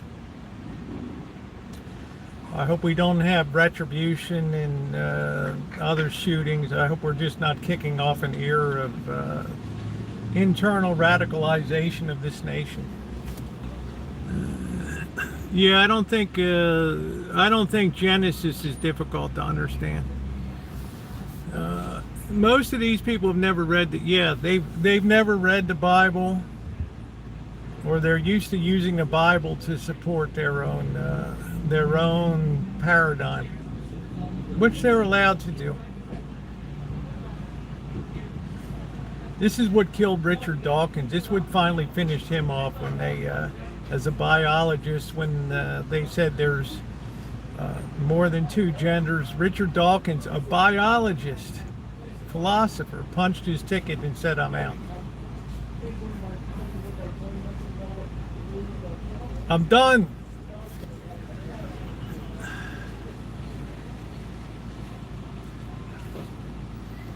I'm done. But yet here we are today.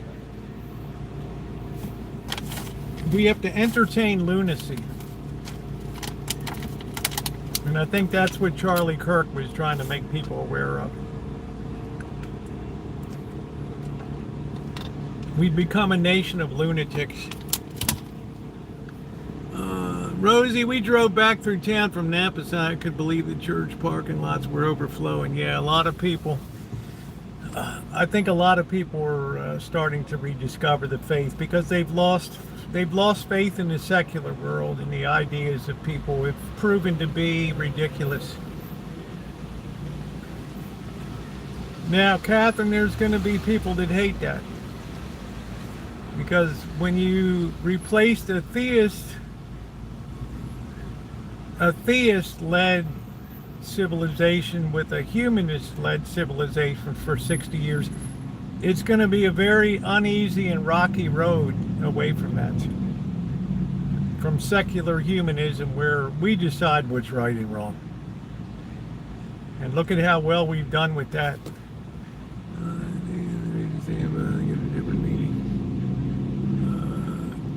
I heard it. I heard about that. I heard about it. That's a good thing.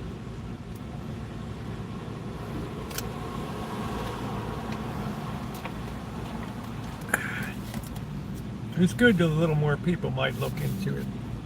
I never tell people what they should do. I never tell people.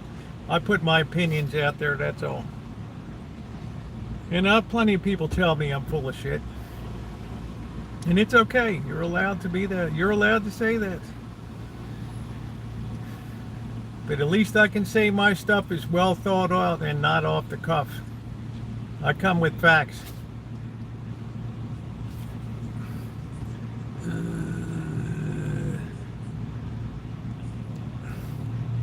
Communists hate. Yes, they hate. Yes, communists hate religion and Christianity. Of course it is, because it's founded on the family. The concept of family is key in it. It's all built on that. The whole point of existence in a biblical sense is to fill up the heavens. But so many people have convinced themselves there's no hell anymore, and if there is, it's just annihilation. It's not eternal. Yeah, you ought to tell that to the rich man and Lazarus there in the story that's suffering away in hell. Oh.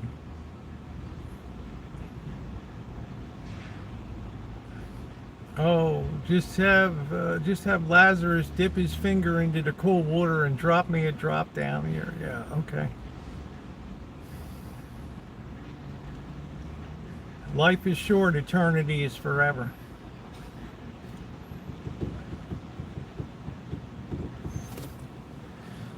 If you don't believe hell is eternal, then you can't believe heaven is eternal.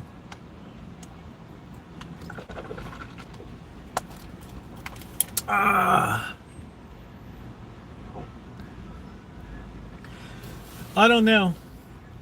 I think social media might be that myself.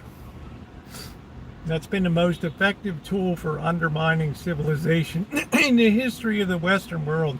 It's why China is so careful about what they allow to be on the internet. I mean, when you see 8-year-old kids cruising around watching pornography on smartphones, yeah, you know, it's a little we're at a tough juncture. When you see riots in Nepal because they turn off social media, boy, I thought to myself, imagine if they did that in the United States. Ooh. Oh. What are we going to do?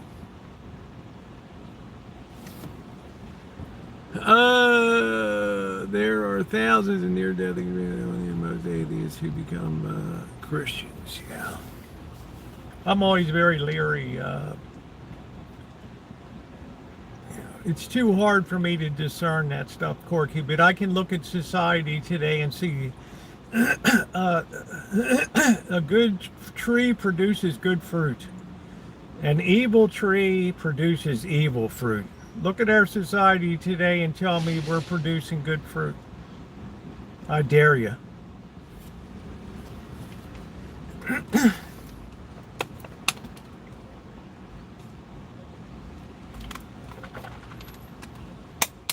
Pardon my language, we have a chaotic fucking mess. And anybody that denies it does so for selfish reasons. On the lighter note, yeah, I'm not. What should I cook tonight, Terry? I might have some. I might have some.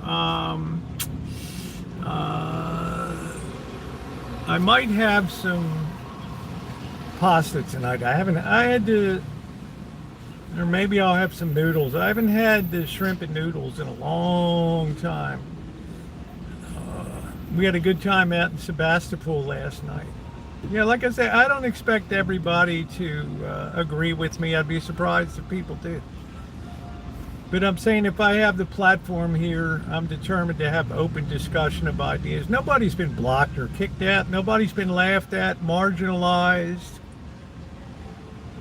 I'm the one that's taking the beating with the F words and the ad hominems. That's okay. This proves to me that civil discourse is impossible. I'm having Taco Tuesday made with Costco Wagyu beef. That sounds good. Cooked potato soup. Oh, straight up waffling. There's, oh shit. Charlie Kirk gaming. Oh shit. Killer enchiladas.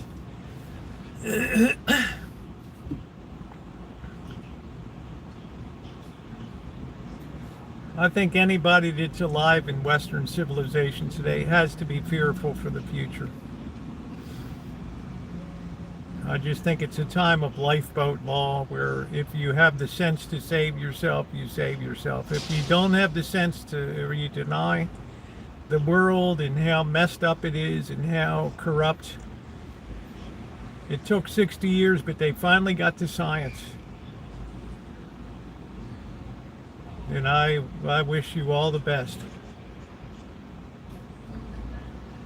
Because you will face Goliath.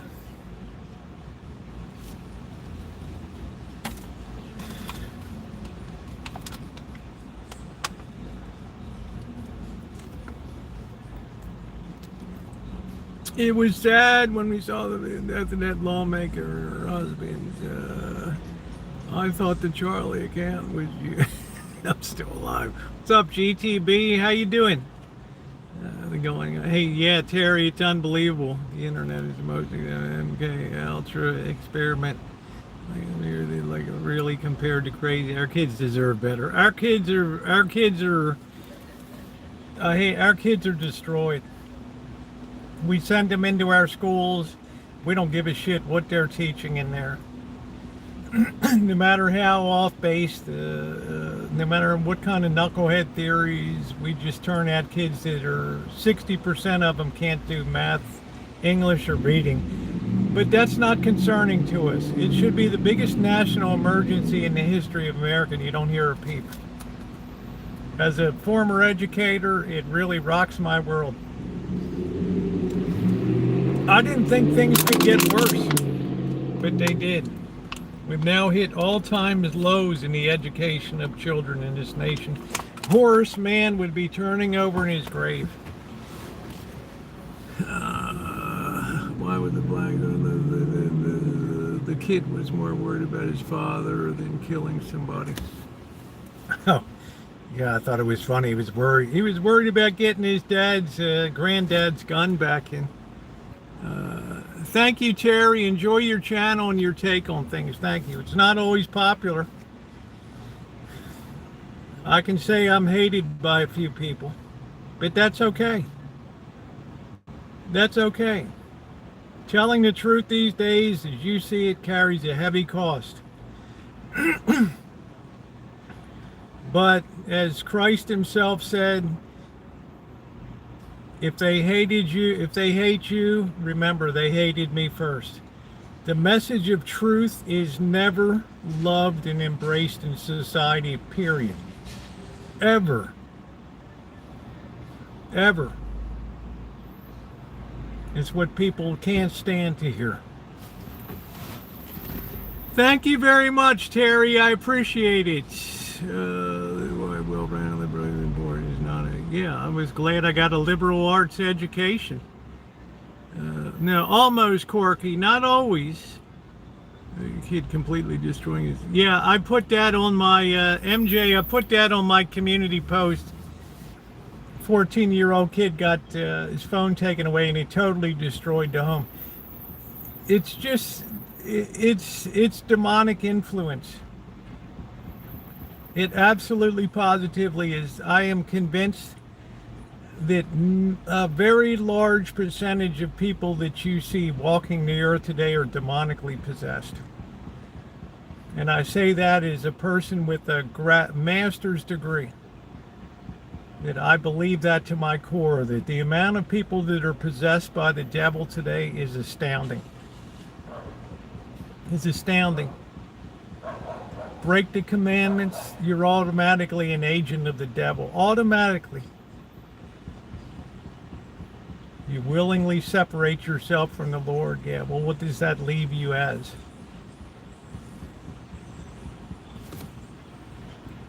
Well-rounded education is critical. The major also on the phone is the problem. And they don't even know it. Hey, Cobra John said, there's a thumbs up. Yeah, it's true. I mean, it's a theme through my book. It's right in my title.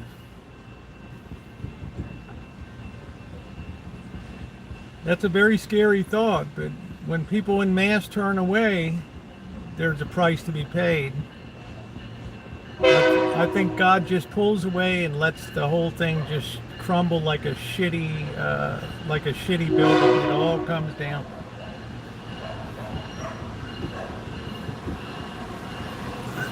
When you destroy your foundation, there's no supporting it. God bless you too, Lone Hill.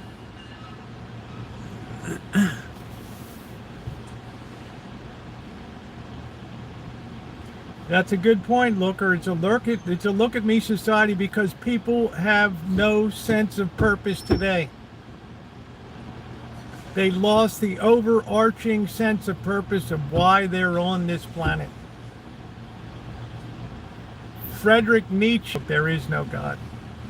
And he went out of his mind because he could never find a purpose to substitute in life that gave meaning, and because he couldn't find it, he went out of his mind. We have a society that's going along the same way today. There's no purpose to existence. When you deny eternity, when you deny the concept of an afterlife, when you deny God, you strip purpose out of people's existence. And they go mad. They go absolutely mad. And that's what we're seeing today. That's why so many people need to be doped up in our society, because they have no sense of purpose. They don't know what their value is in the world, because what would have given them value, they don't know today.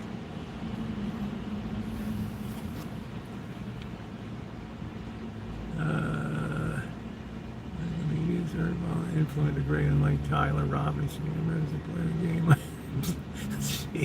Jeez, GTB. This is Lurker hit the head on it. It's look at me. This is the only purpose I have, is to draw attention to me. There's nothing greater than that. There's no purpose, and when the attention starts to fade, I lose my mind. I need drugs. I need to have mysticism books and spirituality and gurus and psychology and therapists and hookups, alcohol, drugs, all these things to take the place and to numb my brain and to numb my conscience.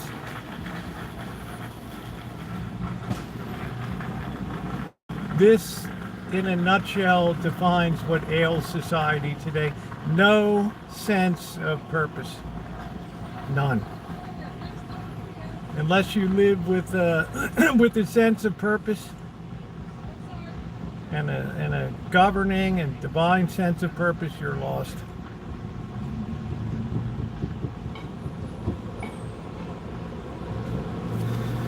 That's the way the world is designed.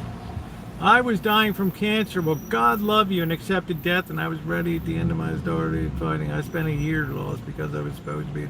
Thank God back to wake me up. You know what? That's a beautiful story, Zombie. That is wonderful. God bless. That's it, Terry. That explains what's wrong with society today. You'll never find refuge in psychology. All psychology do will affirm you in your misery.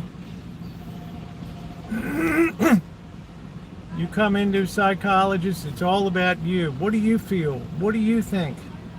It's never about external, which it used to be. That's all of faith is external. What about other people?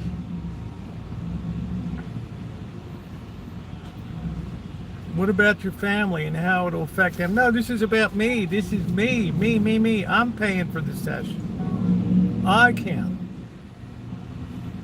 Well, you know the scripture when you hire a hired shepherd, right? As soon as the wolf appears over the horizon, the shepherd takes off because he's a hired hand. There's no true love for the person. There's no true love for the sheep. It's a mercantile transaction. You're as meaningful as your half-hour session. That's it.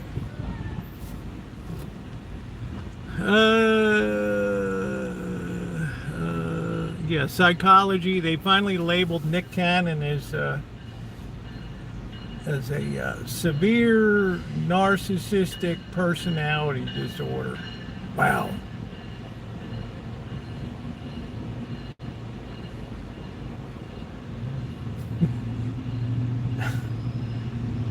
You couldn't just tell somebody you got no morals. Oh shit, are you kidding me, dude? Ooh. Ooh, I can't believe they said that to you. How ignorant. How you doing, GTB? It's like the thing we dare not say these days.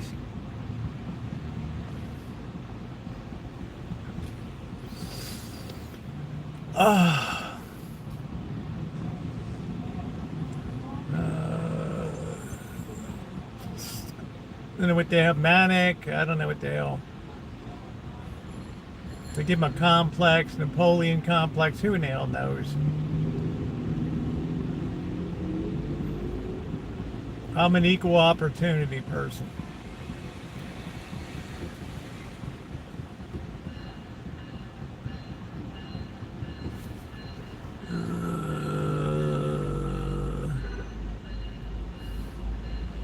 He's among good company, Amanda Hug and Kiss. He's in the great majority today.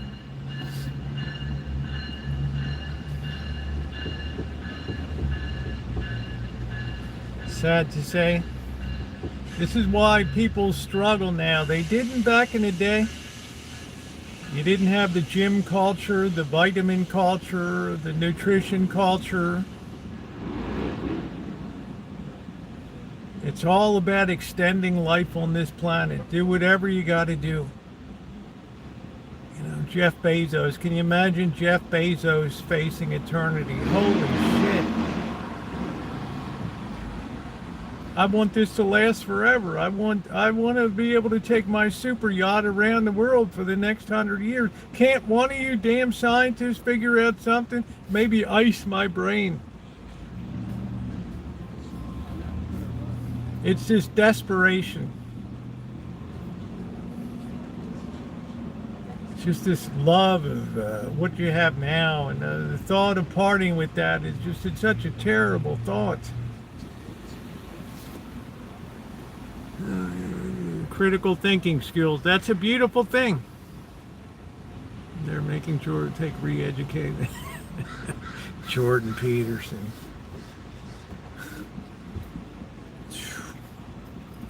God save us from the psychologist.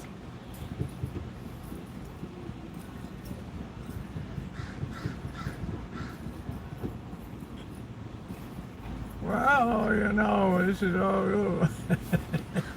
Hey, Mariella, how are you? What's going on? You absolutely need college. You absolutely need philosophy to understand how to critically think. You need a liberal arts education. You need to know a little bit about a lot of different things.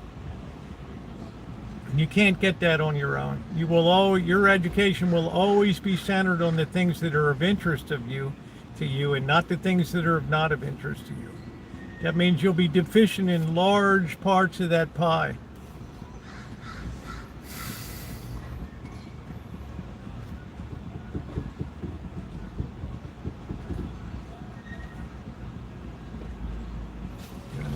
people that don't know how to argue without cursing and dropping down to ad hominem abusives.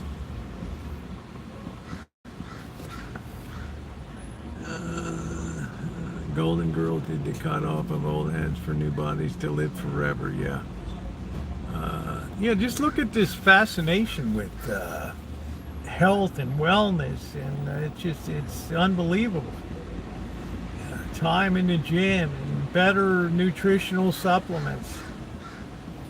That guy dropped $10 million. He figured out, I want to have the ideal life.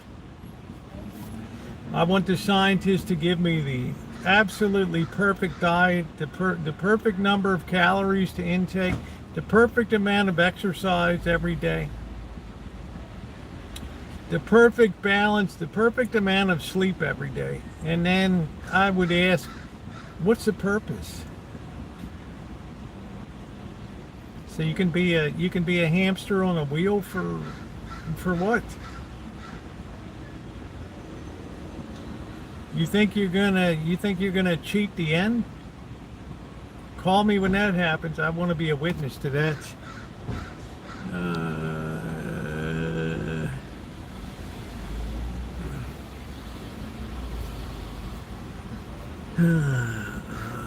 I don't even 30 years of experience in the same kind of small task for that. You do fine, Buttercup, baby. You're a very intelligent person. The good thing about you and Lurker and Hugging, you don't pop your cool. That's a rare commodity these days. Because people hate to hear a diversity of opinion. It's offensive. It's not arguing anymore. It's not discussion, debate. That's why when Professor Kathleen Stock wrote her book, professor at Sussex University, 600 other academics in the UK signed a petition to have her banned. And the only thing that she said is women should have spaces for women. And a guy that doesn't even attempt to look female, just declares himself the female, should not be able to use the same facilities. And for that, 600 people signed a petition to have her banned. She went to talk at Oxford University. Students come protesting like crazy outside. You can see it on YouTube. And a student's in there gluing her hand to the floor. Can you imagine that? It's like the 20-year-old is an infant. And the professors are just infants. They're so infantile.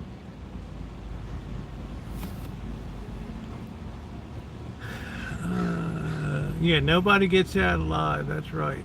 I'm trying to analyze psychology professor. Jerry K.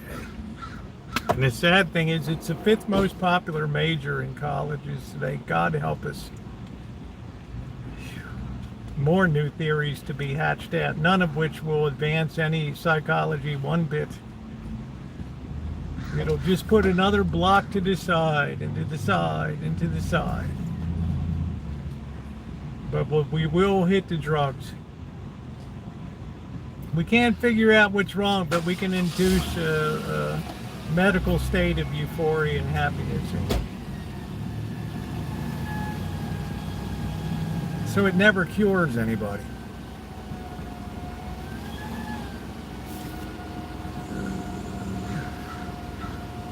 I have more schooling.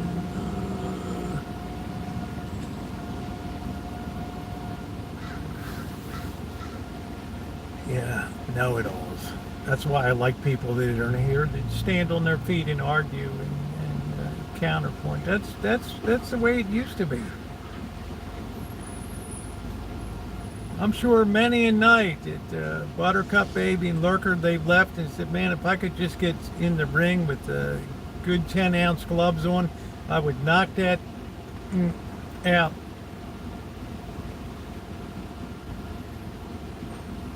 But you know what? They're here listening to me. And I'm seeing what they're posting on the side. That's the give and take. that I knew. You wouldn't have 600 professors signing a petition to have a professor banned from teaching. 600. Because they could not stand to have a difference of opinion. Yeah, it's in my book. It rang so hard in their ears. Oh, make it stop, make it stop. They're so demonically possessed. So people ask the question, what happened to academia?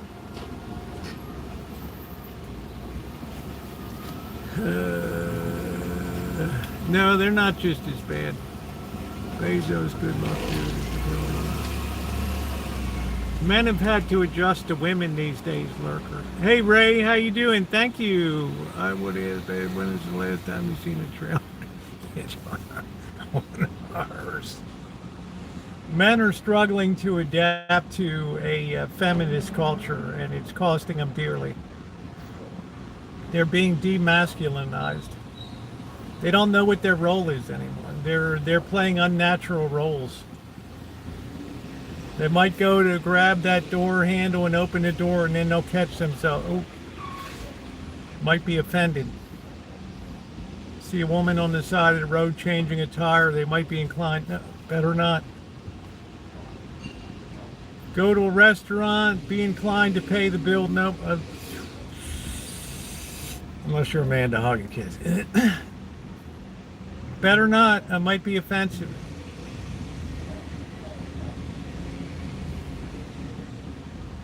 Look at how messed up the dating world is now. Nobody wants to approach anybody anymore.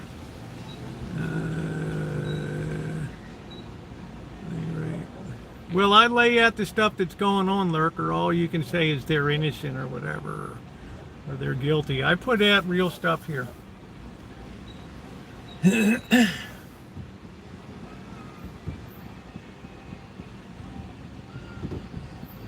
Men have lost their traditional roles in civilization. Will it come back? It'll come back in spades. A lot of people may not like it, but yeah.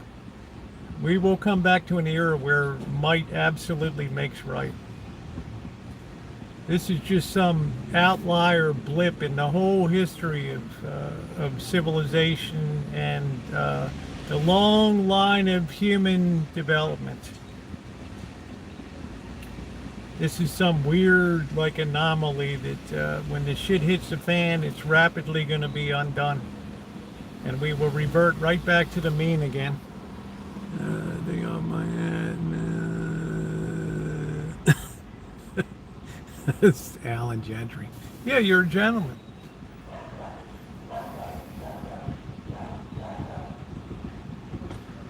So, you know, young guys just don't even approach anymore. They just turn on their computer, get their porn, do their thing, and that's it. They're happy.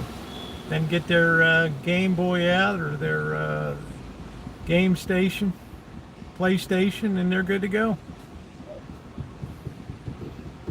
You know, why go through all the stuff of a relationship? It's just it's too hard. It's too hard.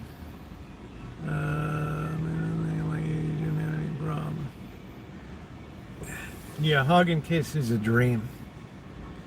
She still likes chivalry.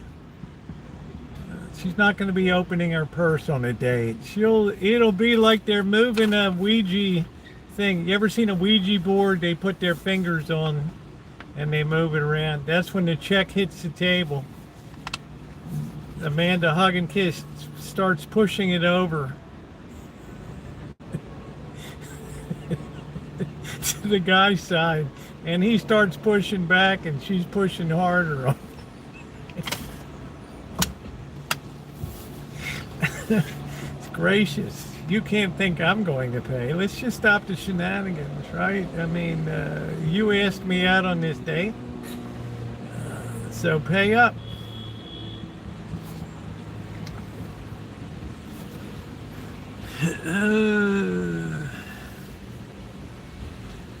It's like when they handle that Ouija board thing.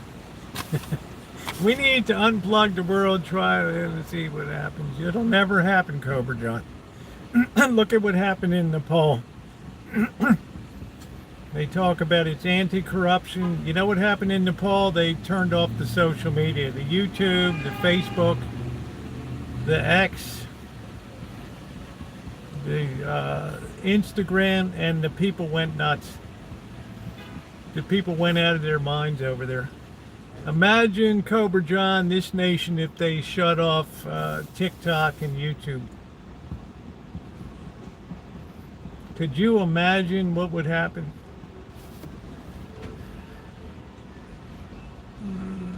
The picnic. It would be, you talk about riots? Oh, riots. You've never seen anything like it. These people would be on the streets and, oh, those pitchforks and the tar torches. Oh, what am I going to do now? Oh, my Lord.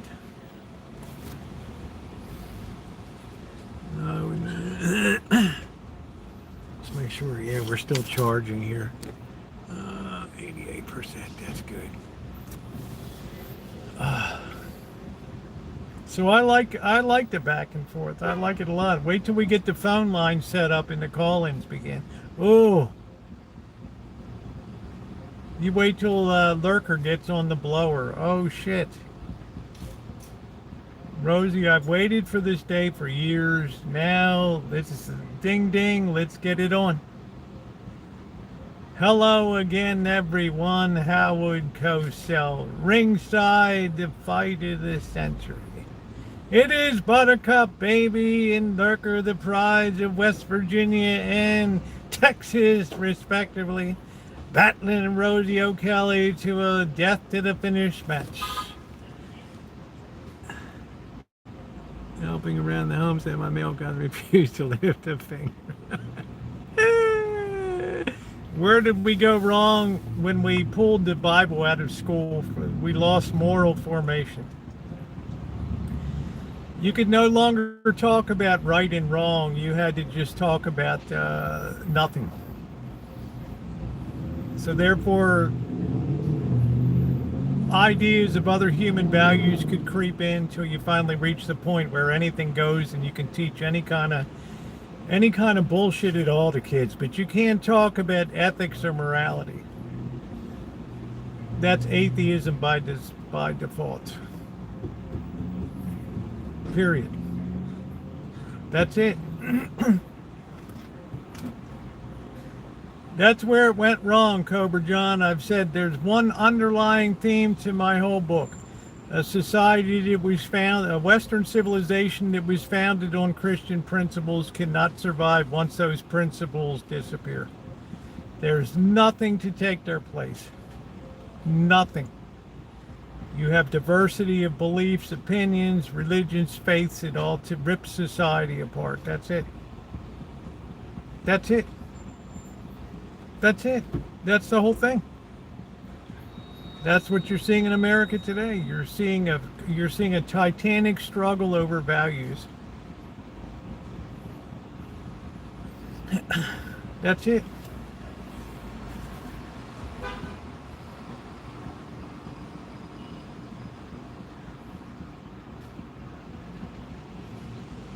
Well, there with younger guys, older guys, on some traditional views. No, my values are better. No, what I think is more important. No, I believe this.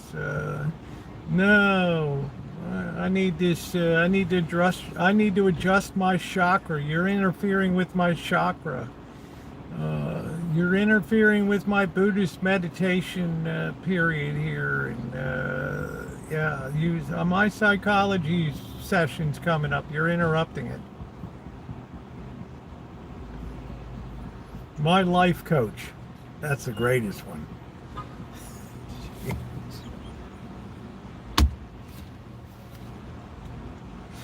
And the people that are life coaches have the most fucked up lives. Oh shit. You put back the religion, it won't happen, Lurker. It's impossible. Nothing will be back. Nothing. You can't put the toothpaste back in the tube. That's the whole point. Once we let it go, that was it. Once it's gone, it's gone. It's like catching lightning in a bottle. It's impossible. It doesn't even matter anymore. Bring in anything. Bring in anything. Bring in humanist, secular humanism. That's it. Man is the center of everything. It doesn't matter anymore. It's over. That's what I'm trying to tell people. It's gone. As much as some people would like to bring it back, and you see little things here and there in Louisiana, you know, let's bring the 10 Commandments back into the classroom post. Oh, can't do that. No, can't do that. Yeah, there is no going back. It's over. Like Howard Cosell says, it's over. That's it. Dissolution of family. It's the whole thing. Alan Gentry, there's no getting it back. Zero.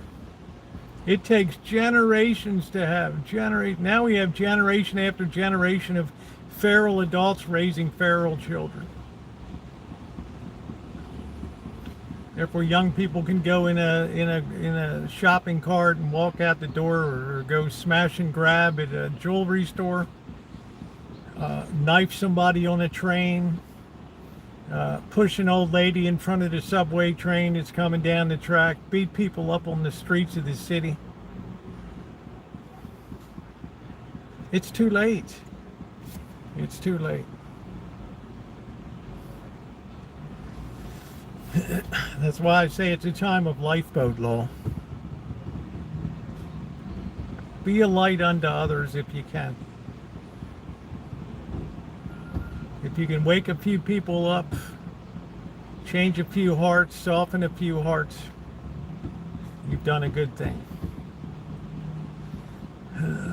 I can't even watch the news. Yeah, well, the news is starting to spin its own sphere of negative influence now. They've got people trained like Pavlov's dog to just come in for what's the latest thing, and you got people scouring social media. They work at all three of the major MSNBC, CNN, Fox. They're all out there scouring for little choice tidbits, little pearls that they can put in there to inflame people and to keep the rhetoric hot. Which means they don't really give a shit about society. They give a shit about ratings, and I don't care which one of it is. At the end of the day, when they're sitting in their planning meetings, they're not talking about is this making America better or worse. They're looking at the rating sheet and the stories that are getting the maximum comments on it.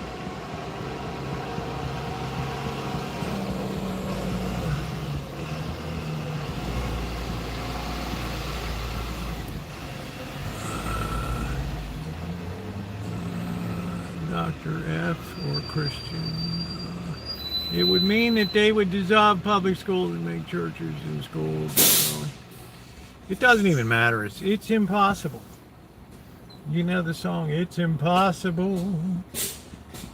Tell the ocean not to roar, it's just impossible. La dee doo doo. La da dee dee dee dee doo, it's just impossible. Ooh, ooh. Yeah, it's all about the clicks and views, that's it.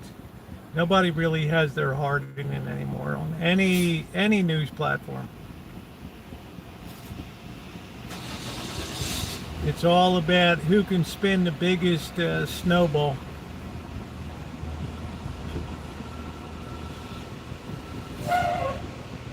That's the marching orders today.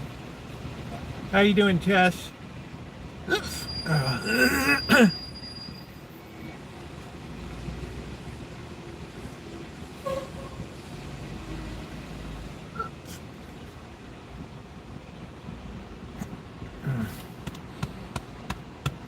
The day that Bill and Joe McAllister jumped off the Tallahassee Bridge.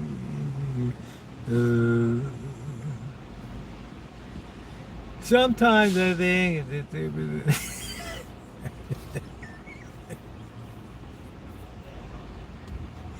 Jeez, WW.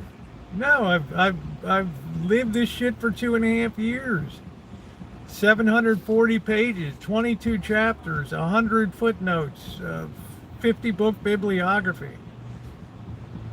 I've lived, breathed this stuff. To put together a picture that makes sense to me, it may not make sense to other people. But I took the time to put a story together. And for that, I can't be faulted. You might not agree with the story, but you have to credit the attempt to figure shit out. I was just thinking of that movie not too long ago, yeah. I mean, I come prepared with factual shit. I don't just say, you know, this is X and this is Y. I say this is where we were, this is where we are today. Look at our society in 1964, look at it today. Madeleine Murray O'Hare in 1964 April issue of Life magazine was declared the most hated woman in America. Why? Because she got prayer stripped out of the schools. Imagine that. They tried to draft constitutional amendments and people struggled to have meetings in towns and cities. What can we do? And I asked in my book, who would be the most hated woman in America today? It would be the woman that somehow, against all odds, the impossibility, succeeded in bringing Bible reading back to school today. Don't you agree that she would be the most hated person in America, most hated woman in America today?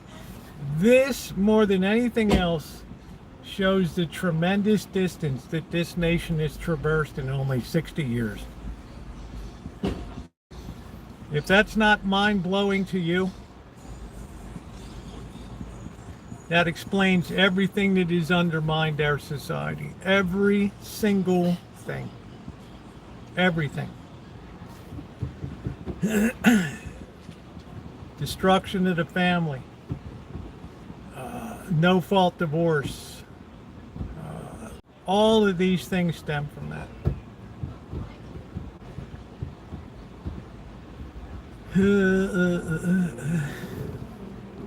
Now we have a culture of death. And they'll get around to the old people. Oh, yeah, I tell you, brace yourself. Keep an eye on grandma. Keep an eye on grandma. The culture of death knows no bounds. Nothing is off limits. Nothing. Nothing.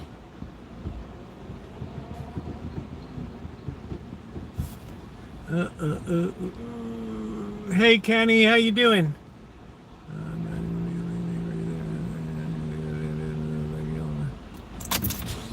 Well, they fell under the influence of the demonic.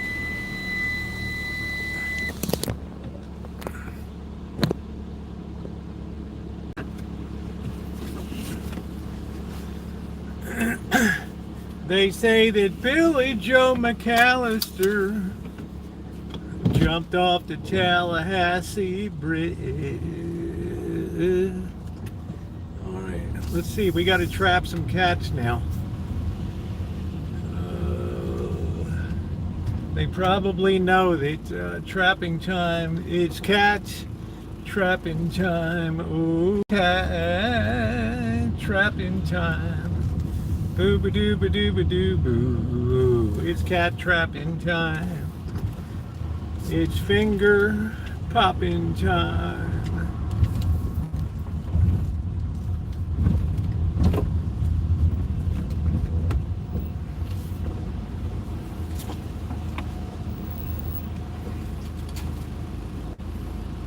Ba ba doo ba doo ba doo boo boo ba doo boo boo boo boo.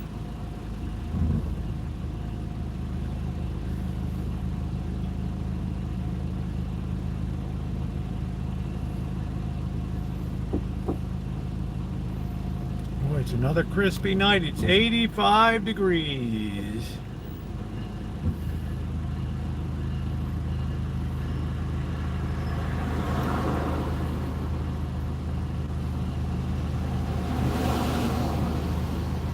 We will see Goliath.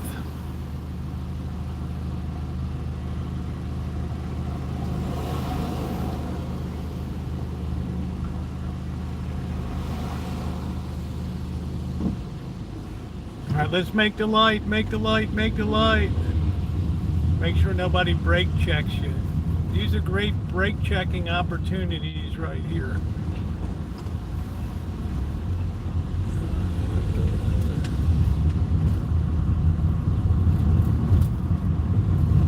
There's no amount of pills that can soothe the conscience.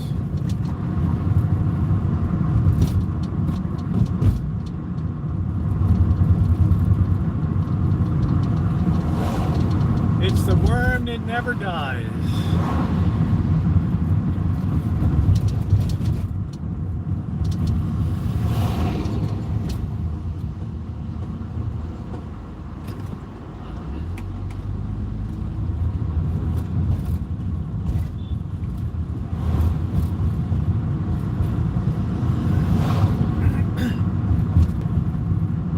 Back in the hood.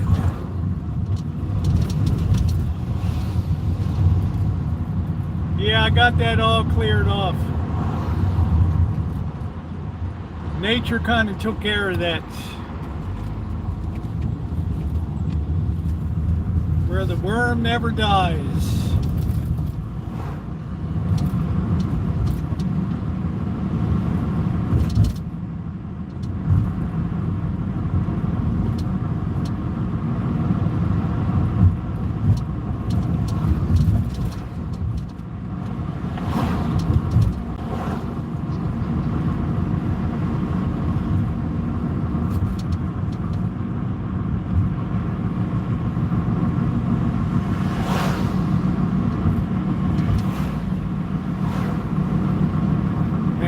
Whiz. Oh man. Whoever invented the flashing yellow is a genius. Yeah, I said it.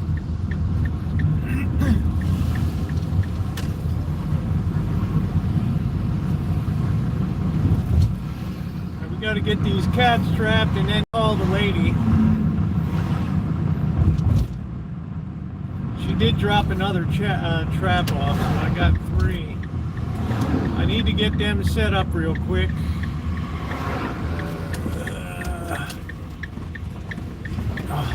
They must still be celebrating in Morgantown that great victory over the Pittsburgh Panthers. They said it couldn't be done, and I said, stand by, baby. Stand by.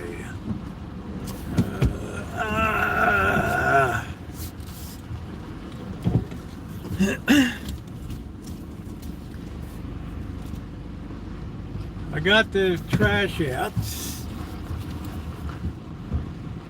see, are they selling shit across the street now? I don't know. Oh boy. Man, I gotta whiz so bad.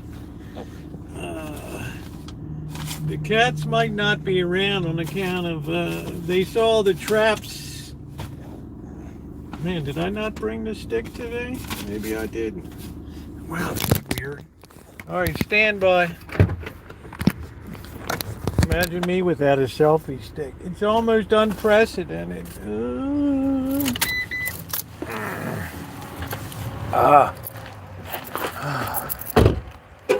Man, my teeth are swimming.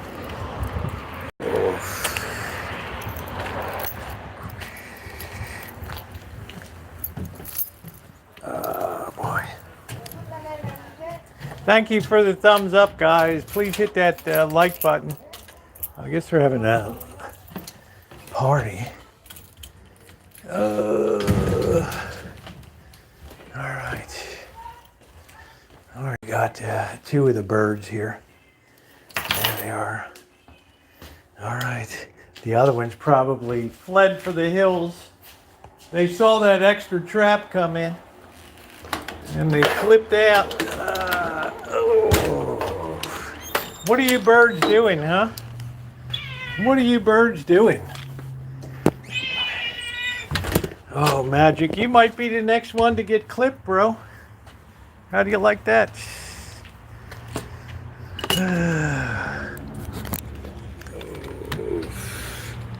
You might be the next one. Magic, come on down. You're the next contestant on the Snip My Balls. All right. All right, I've got the whiz. There's no doubt about it. I'm sorry, boys. You got to hold on a minute.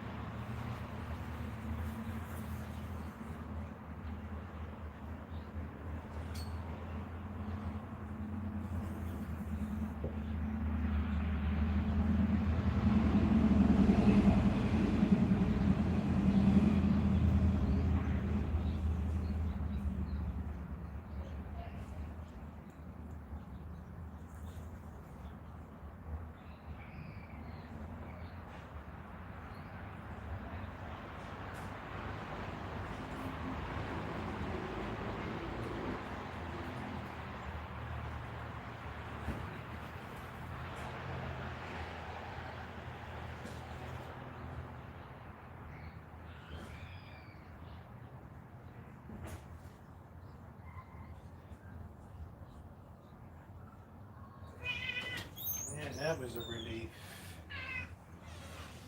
Magic! Good to see you today, Magic. The other cats were all freaking out, huh? The trap came. Alright, let me get this set up here. Let's see. Where's the other trap? Oh, let's see. We got Trap Mania here tonight. Let's see. Where's the thing?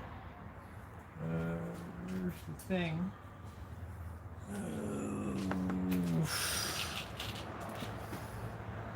I think I'm missing a part of this. Let's see. All right. These flies out of here. Damn, man. What happened to all the containers, you guys? Hmm? What happened to all the containers? Hmm?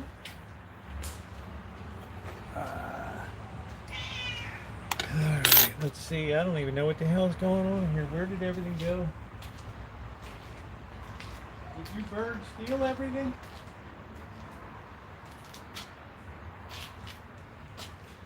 Oh, this is going to be a tough trapping exercise tonight with you bird brains. Yeah, we have to do a little.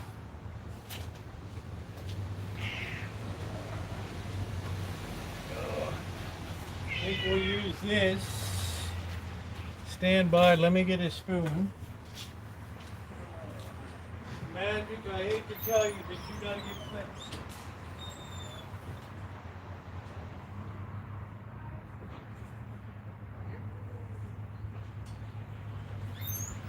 You're really gonna hate me for this. But what can I do? You're really gonna hate me. You're gonna blame me for dropping your sack here.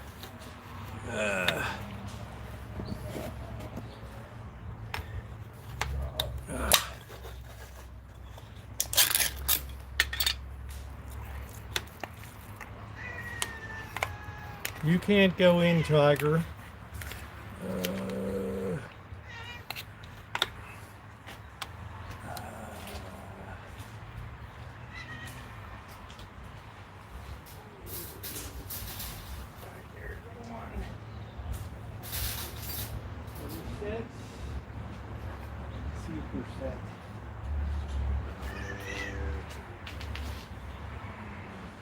think we're ready to go. All systems are go, go, go.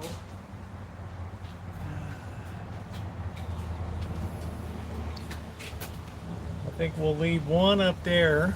Because the little cats, it's going to be a while till they come down. All right, let's see what happens. We'll try to keep Tiger out of it.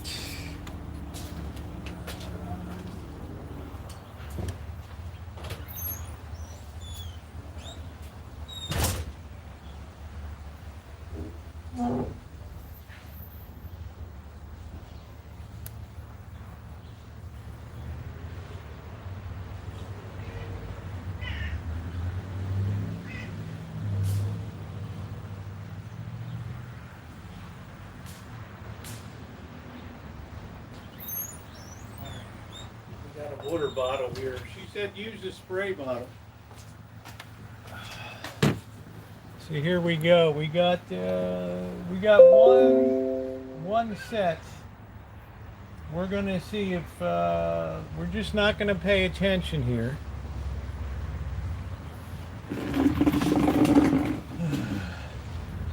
And if Tiger tries to make a move and go into traps. Boy, this is a big job. All right, they smell the food there. They can smell the food.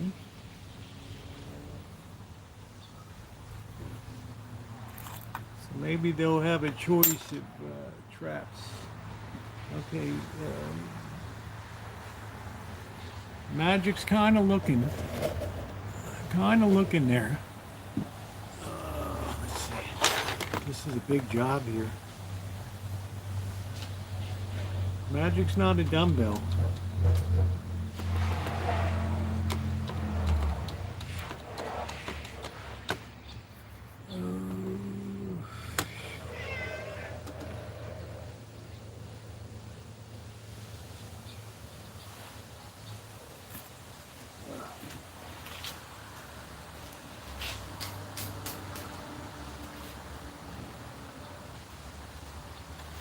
We just have to be patient.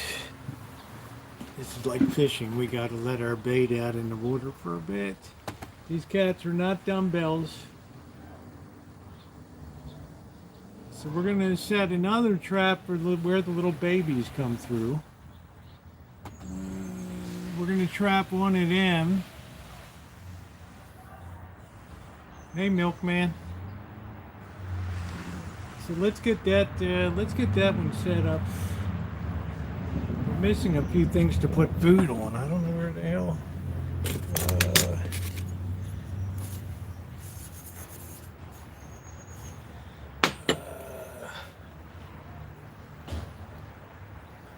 Let's see if we can put the can down here.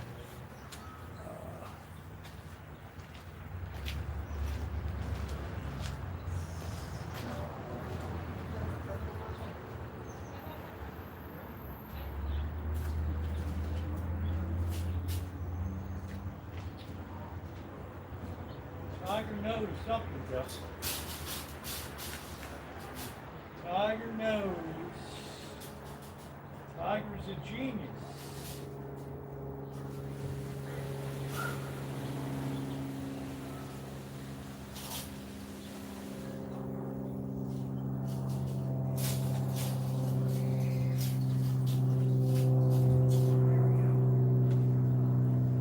Tiger is a 24-karat genius.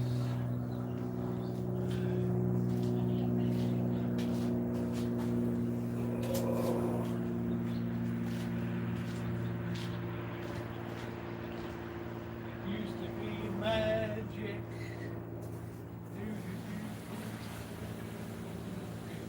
Magic. So you got the food in there. I think we're going to sit it up on something. We're going to give it a high perch. We're going to give it a little bit of high visibility here.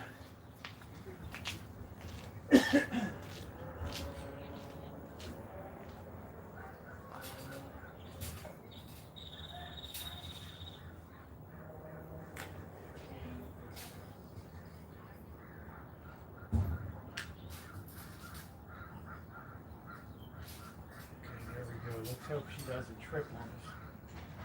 All right, let's get this one in position.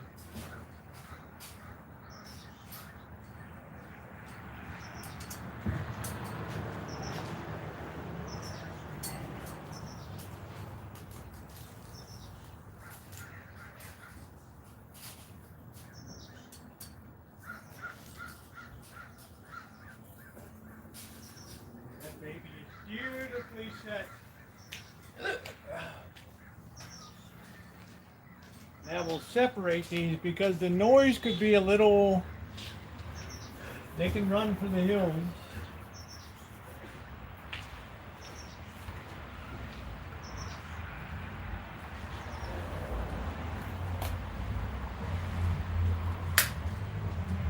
Yeah, this takes real work. All right, we're gonna, let's see if we have another one of those little containers here. Here we go. I think we might have one inside. Let's see. What a job, man. What a job.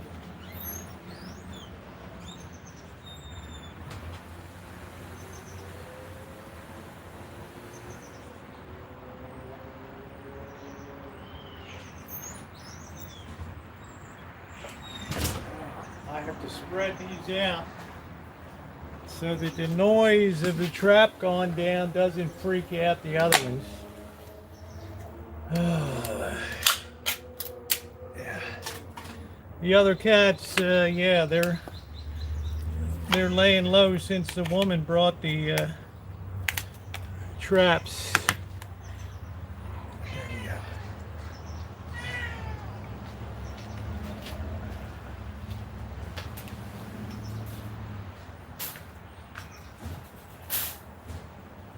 That one's ready to go. Put this in here. Man, I have to be the Mutual of Omaha, Wild Kingdom. Let's get this one. Let's leave this one here. Put the other one down here. Oh, I gotta be such an expert at this.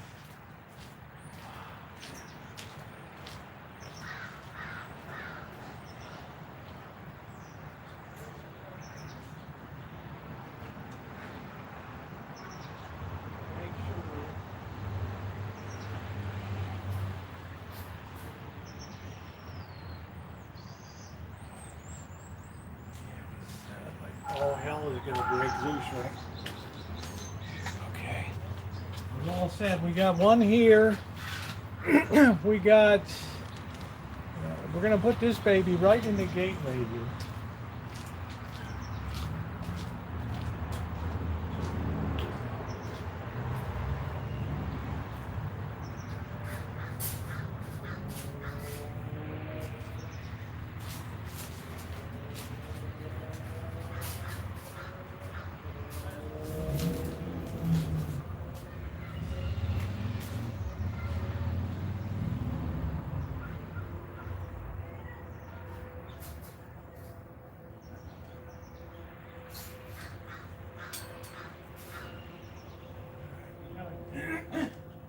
Problematic when the cats have a bigger brain than you have. It's really challenging.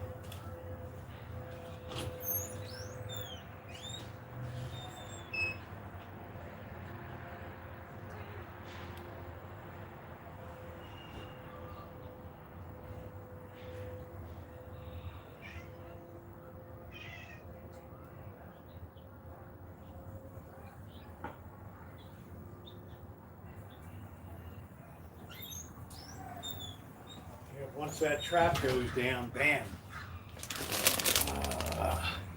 Okay, well, yeah, it's been a job, man. Tonight we're trying to go for the vaunted triple header.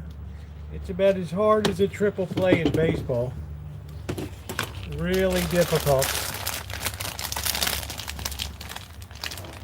So we're gonna tease. Did I put any food down there? I don't know. up a bit. Yeah, I got food there. Yeah, I got food down there.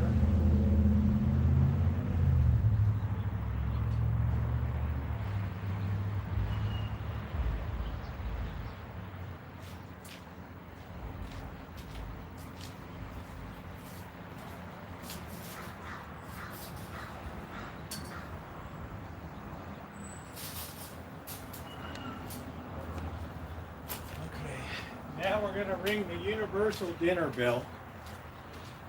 I think we got everything all set. We got some backup for the regular cats when they come back.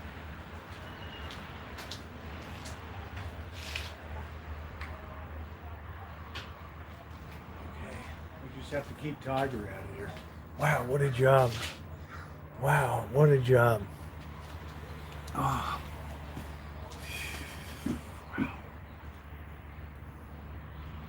Now we just sit. This is like fishing. Now we send out the signal. Okay, there's Magic. Magic's checking it out. There it is.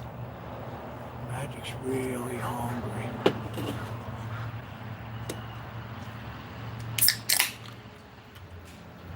Which is going to win? Hunger? Magic is swishing that tail. That means that Magic is very aggravated right now. Very aggravated.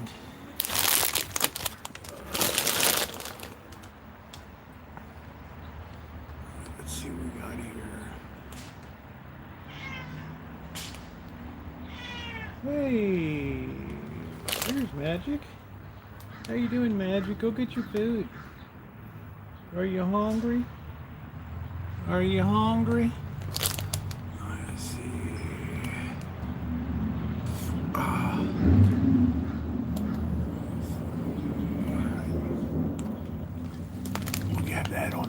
He just walked off. Maybe he'll hit one of the other traps.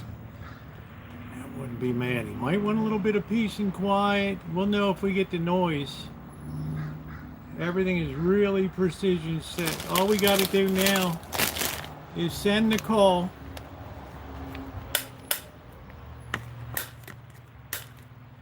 All right, there we go. And that'll bring the other cats going. Hey, Dorian, how you doing?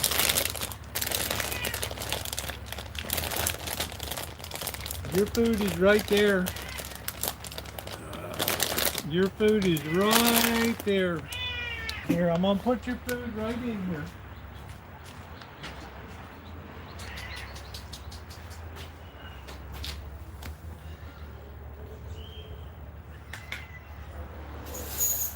We're gonna put your food right in there. Look at that. Ooh, what a treat. It's a new game show.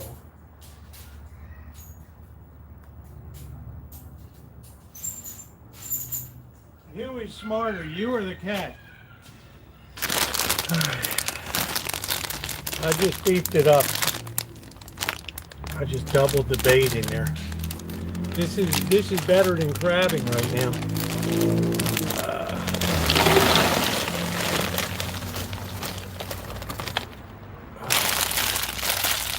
Like, oh yeah, the other cats have become, yeah. All right, all we got to do is sit tight. We just bide our time. Yeah, listen for the trigger. I tell you, cats have faster reflexes than snakes. All right, I'm going to throw some garbage out. These crabs are stinking.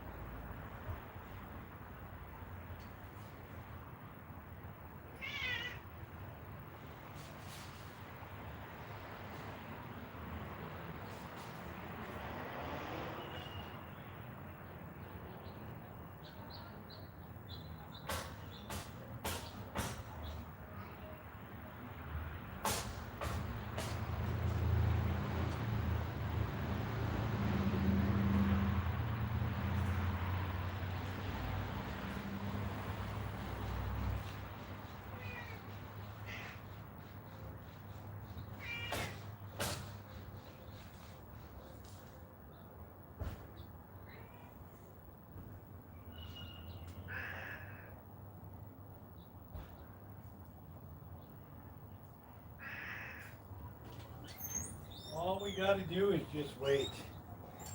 That's all we got to do. That's all we got to do. We're gonna wait till the little ones come out. They'll wait till it's dark. We got the show all set to go here. All set to go. They'll start creeping. Okay, there goes Magic taking another look. It's weighing hunger versus memory. He's thinking, I don't know, the lady was here today. I'm not liking the way this sets up. He's smelling. He's using that tremendous brain power of his. He's thinking, is it worth it? Sure smells good. Oh man, he's not having any of it. I got nothing down yet because it's a little too early. It's been hot today. I told the gal, I said it might take a while to get these babies tonight.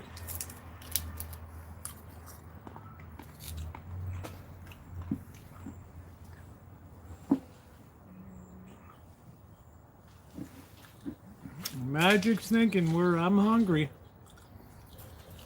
I am really hungry. And the little cats, it's going to take a while till they come out.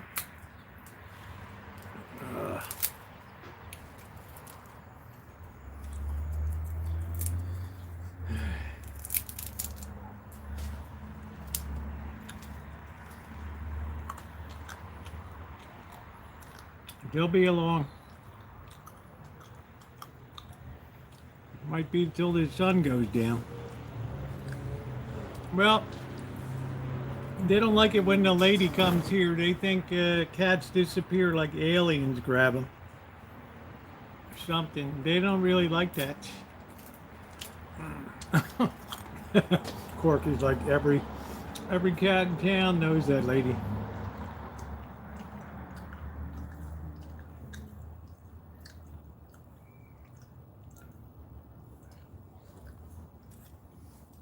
Hey Cindy, all recovered from your great wedding. Thank you for the nice pictures. Yeah, it's pretty crazy, Kenny. 2 years Kitchen Stadium, it's had it. We're trapping cats tonight.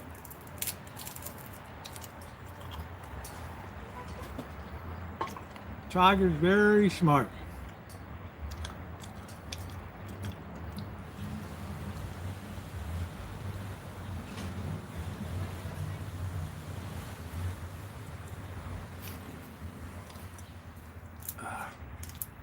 It's like an IQ test.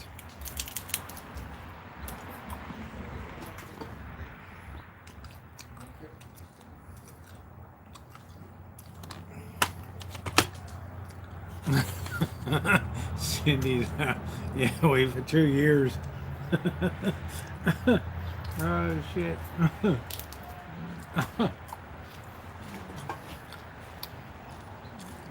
Depression days have hit here.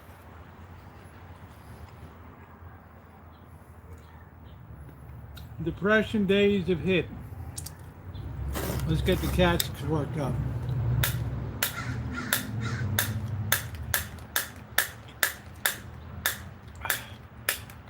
That's the international sound.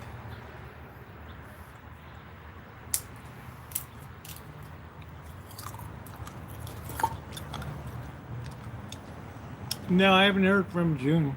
What's up, Adam? Okay, I thought I saw a little cat. No, guess not. They don't really like to come out in the light.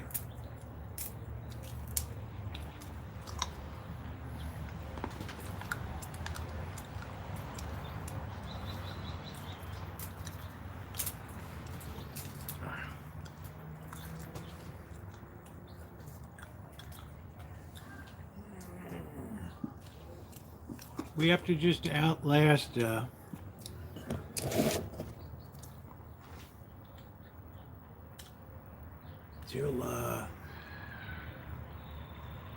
Magic just gets too hungry, it just gets crazed.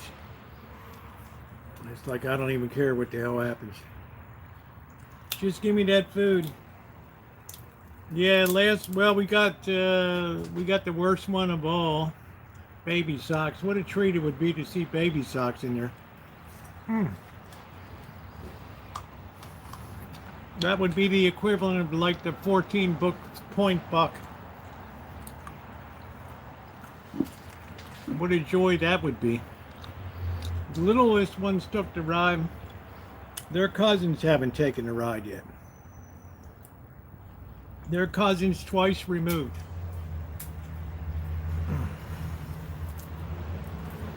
Man, it is hot tonight. Topic of the day is cats. We already talked about a possessed killer today.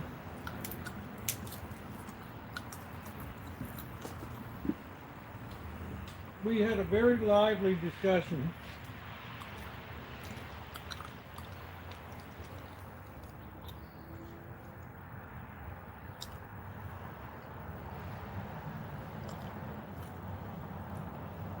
Yeah, they saw the lady come and they headed for the hills.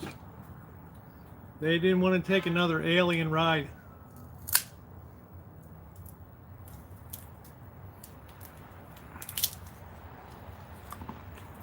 We just hit this because this gets Magic's salivary glands juicing.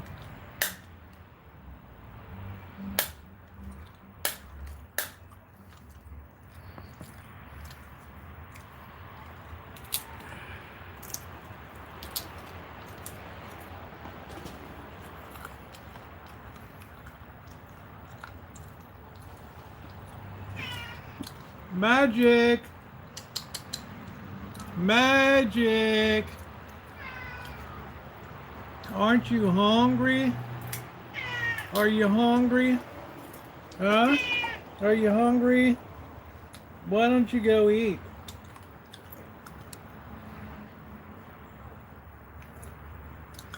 Yeah, that's a big thing of peanuts. Sterilized. The funny thing is, Corky's like every cat in the neighborhood knows that. That's great. We got time. We got time.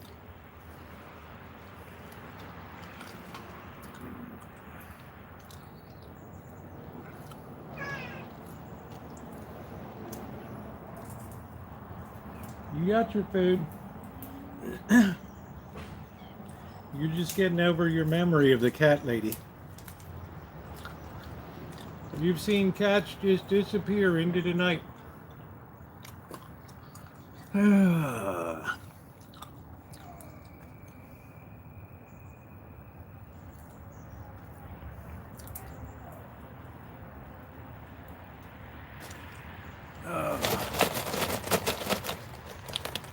Disappears into the night.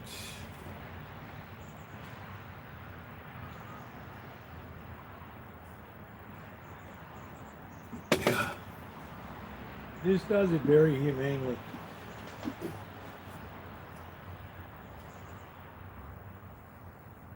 Why don't you go eat? Aren't you hungry? Aren't you hungry?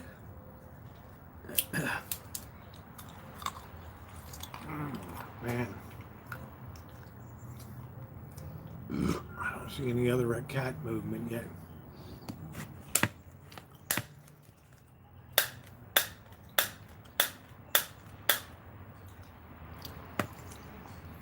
They all know that. Oh, man.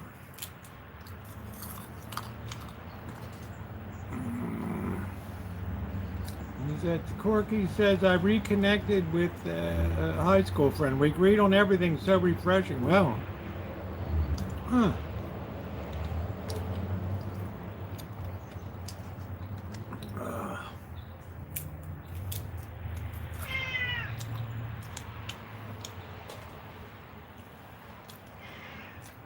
You know where the food is.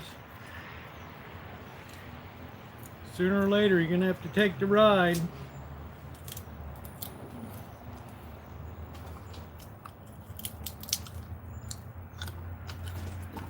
standing next to me, swishing his tail.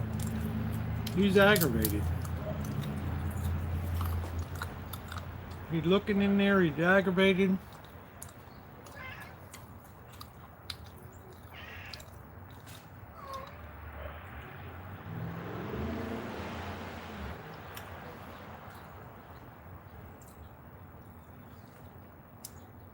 He's not a happy camper. He knows something's up. That woman's head is burned in his brain.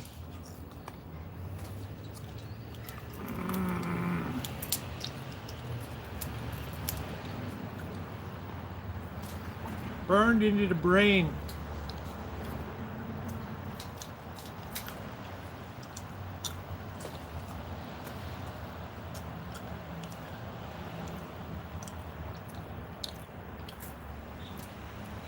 Oh man. So hungry today. All right, Magic is just slowly kind of looking around. He's trying to think if he has a memory or something happened, like the cat woman, it's like a bad movie. He's trying to just decide if it's a dream.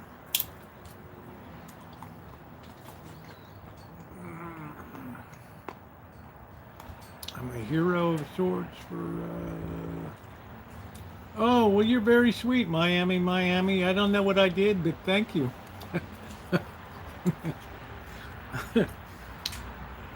Sometimes I get the other side. I hope I meet you in a dark alley in Vegas. Very sweet of you, Miami.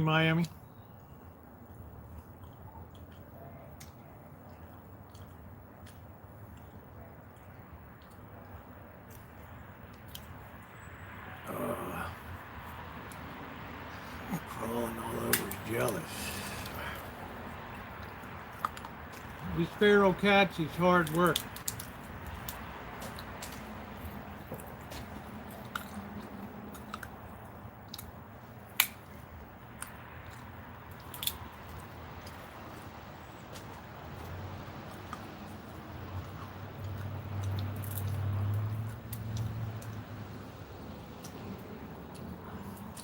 Magic also sees that, where are the other cats? Every time I see that lady, cats disappear.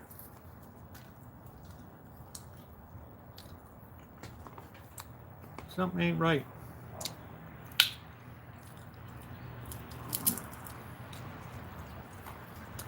I have to sit here till 9 o'clock. I got the little Karl Marx's offspring, Diego Rivera, and Frida Kahlo will be coming out of the place there. What you doing, Magic? Huh? You're a good boy. You just need to get fixed. Then we can feed you till you're fat and really like a king. Right? We can't have you blowing your seed all over the place here. Sorry.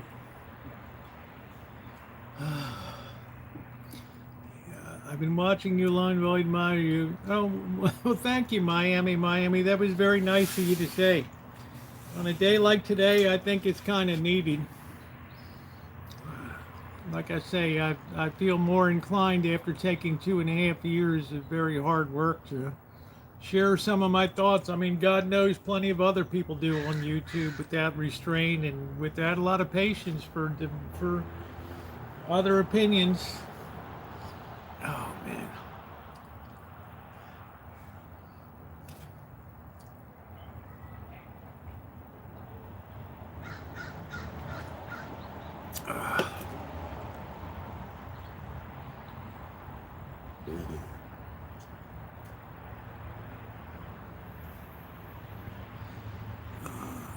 It's like around here, first a bunch of homeless, and then the next week we have hot dogs for lunch.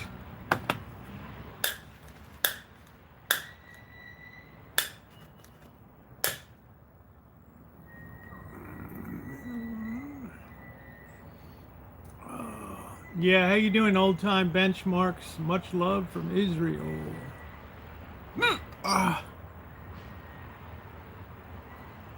I'll tell you, old time benchmarks. Sometimes my middle of the road gets me into hell of trouble. You got to be careful. It can potentially be a very violent. That is still when we're miling. Oh, that's cool. I still have the still.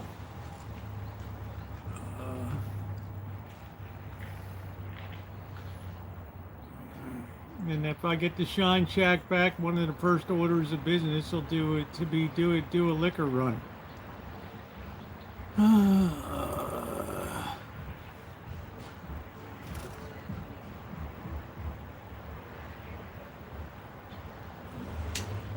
That still ain't going anywhere. That's a valuable piece of equipment now.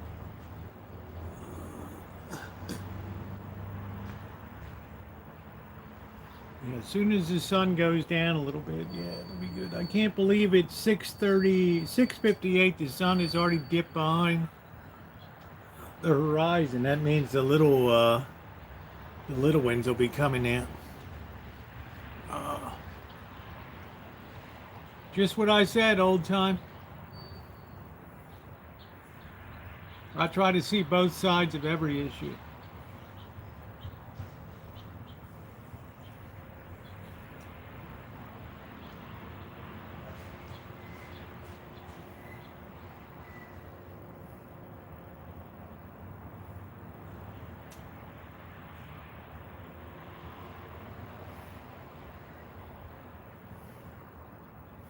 We send out the signal again.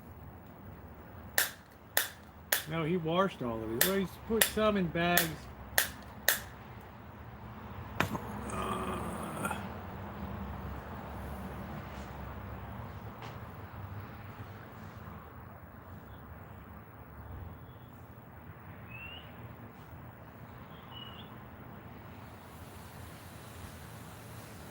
They'll be coming, slinking through.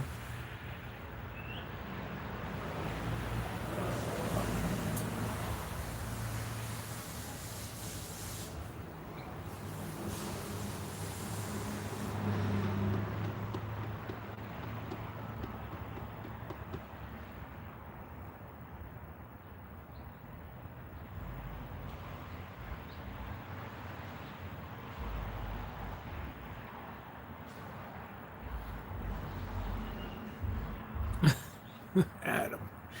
Jeez.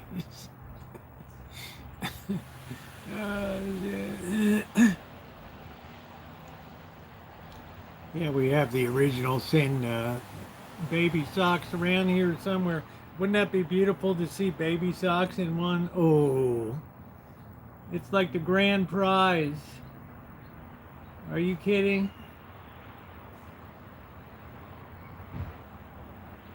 It's like when you're rolling the skeet ball and you get it right in the little one in the middle.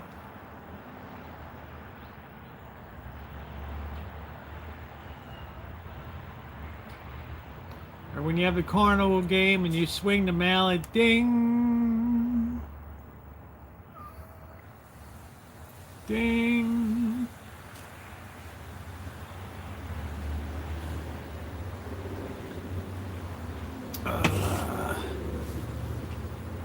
Boy, oh boy.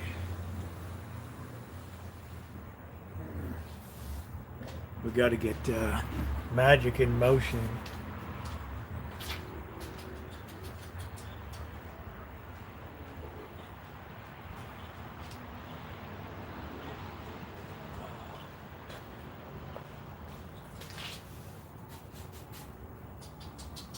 Magic. We'll turn it this way. Magic. It might look more inviting.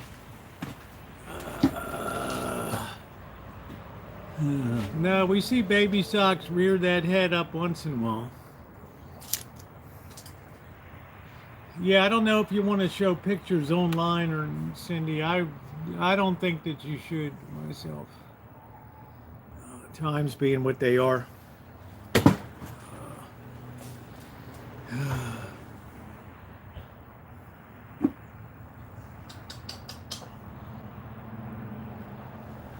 Okay.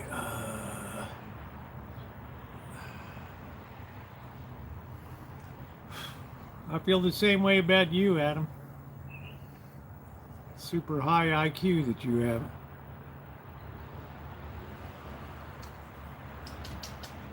Magic.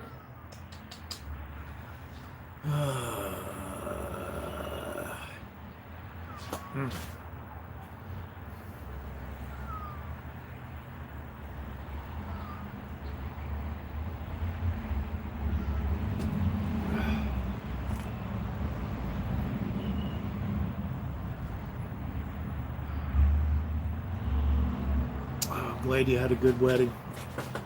I'm gonna go dump this.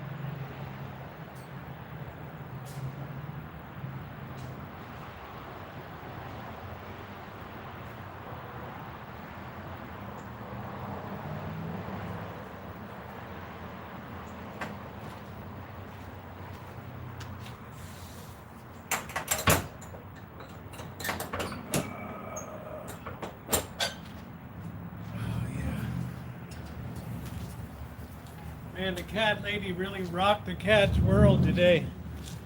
They're like, we've seen this movie before. This is the one with the aliens in it. I'm waiting to see movement down there.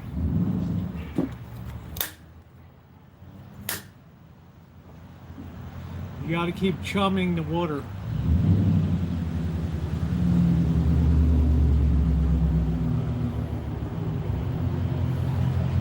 Yeah, I'm going to be doing another fundraiser for November. Yep, 3rd annual. Start November 1st. I'm pledged to put at least 10% of all monies raised in myself. People can't say you don't participate. Whoa. I participated heavily last year.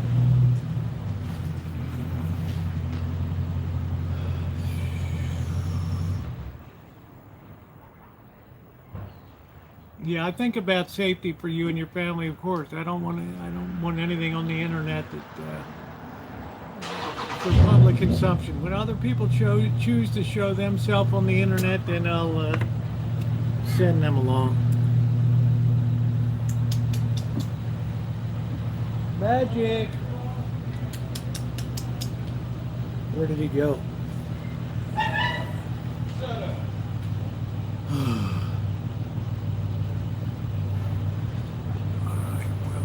Time is it? 7:06.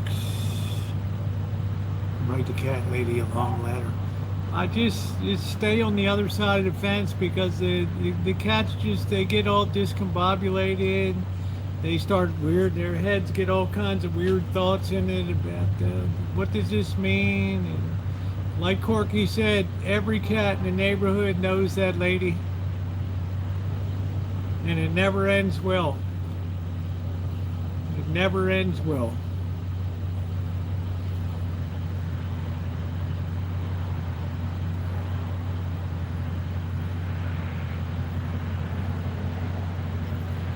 Pretty soon we'll be harvesting persimmons. I had a nice pear today. Delicious. Delicious.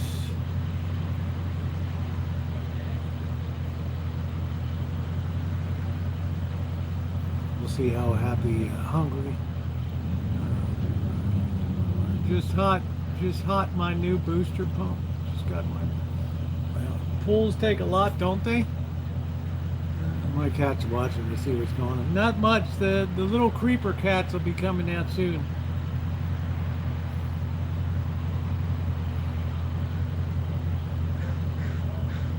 They'll be coming out soon.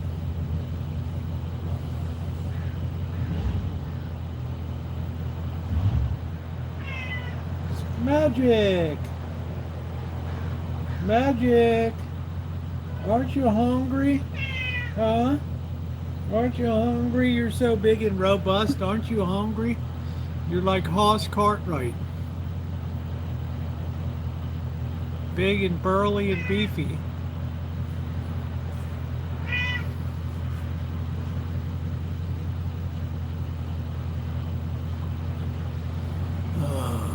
Yeah, they're like a boat, yeah. I wonder why, you know, I guess that stuff is made, I guess that stuff is made to wear out. I don't know.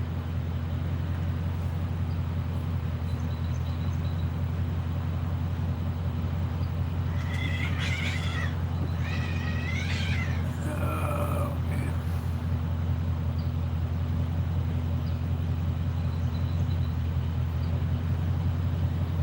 We just heard the neighbor's cat. I don't know. Another repo. You guys are terrible. I can't believe that 7 o'clock and the sun is dipped.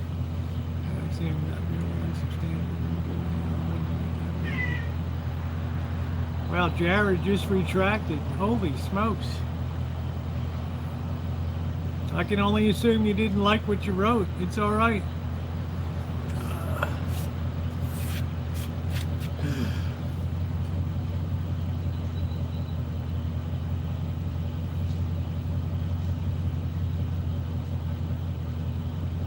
Man, I hope these cats come tonight.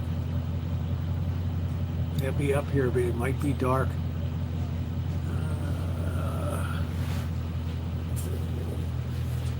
Yeah, copy and pasted in the wrong window.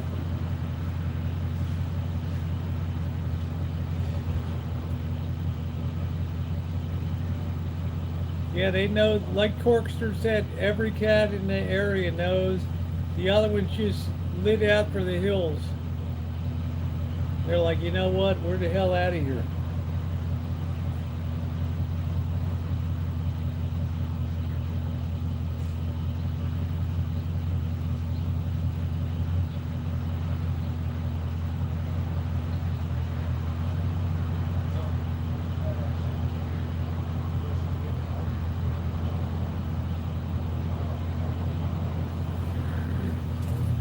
The other ones are like, we're out of here, dude.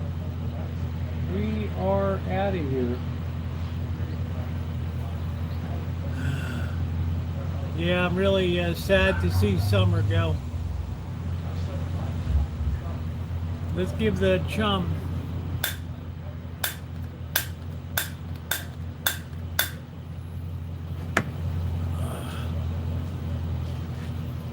Yeah, we're not getting any action. These cats have been traumatized.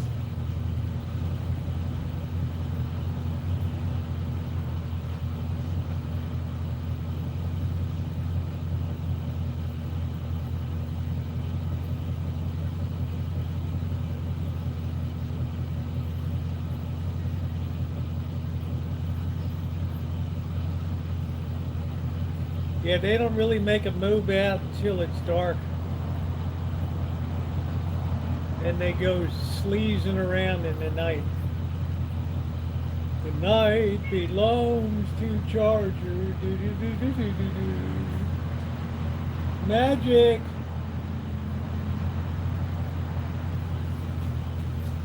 Oh, Tiger was looking, but Tiger's like, no, I've done that ride 2 times.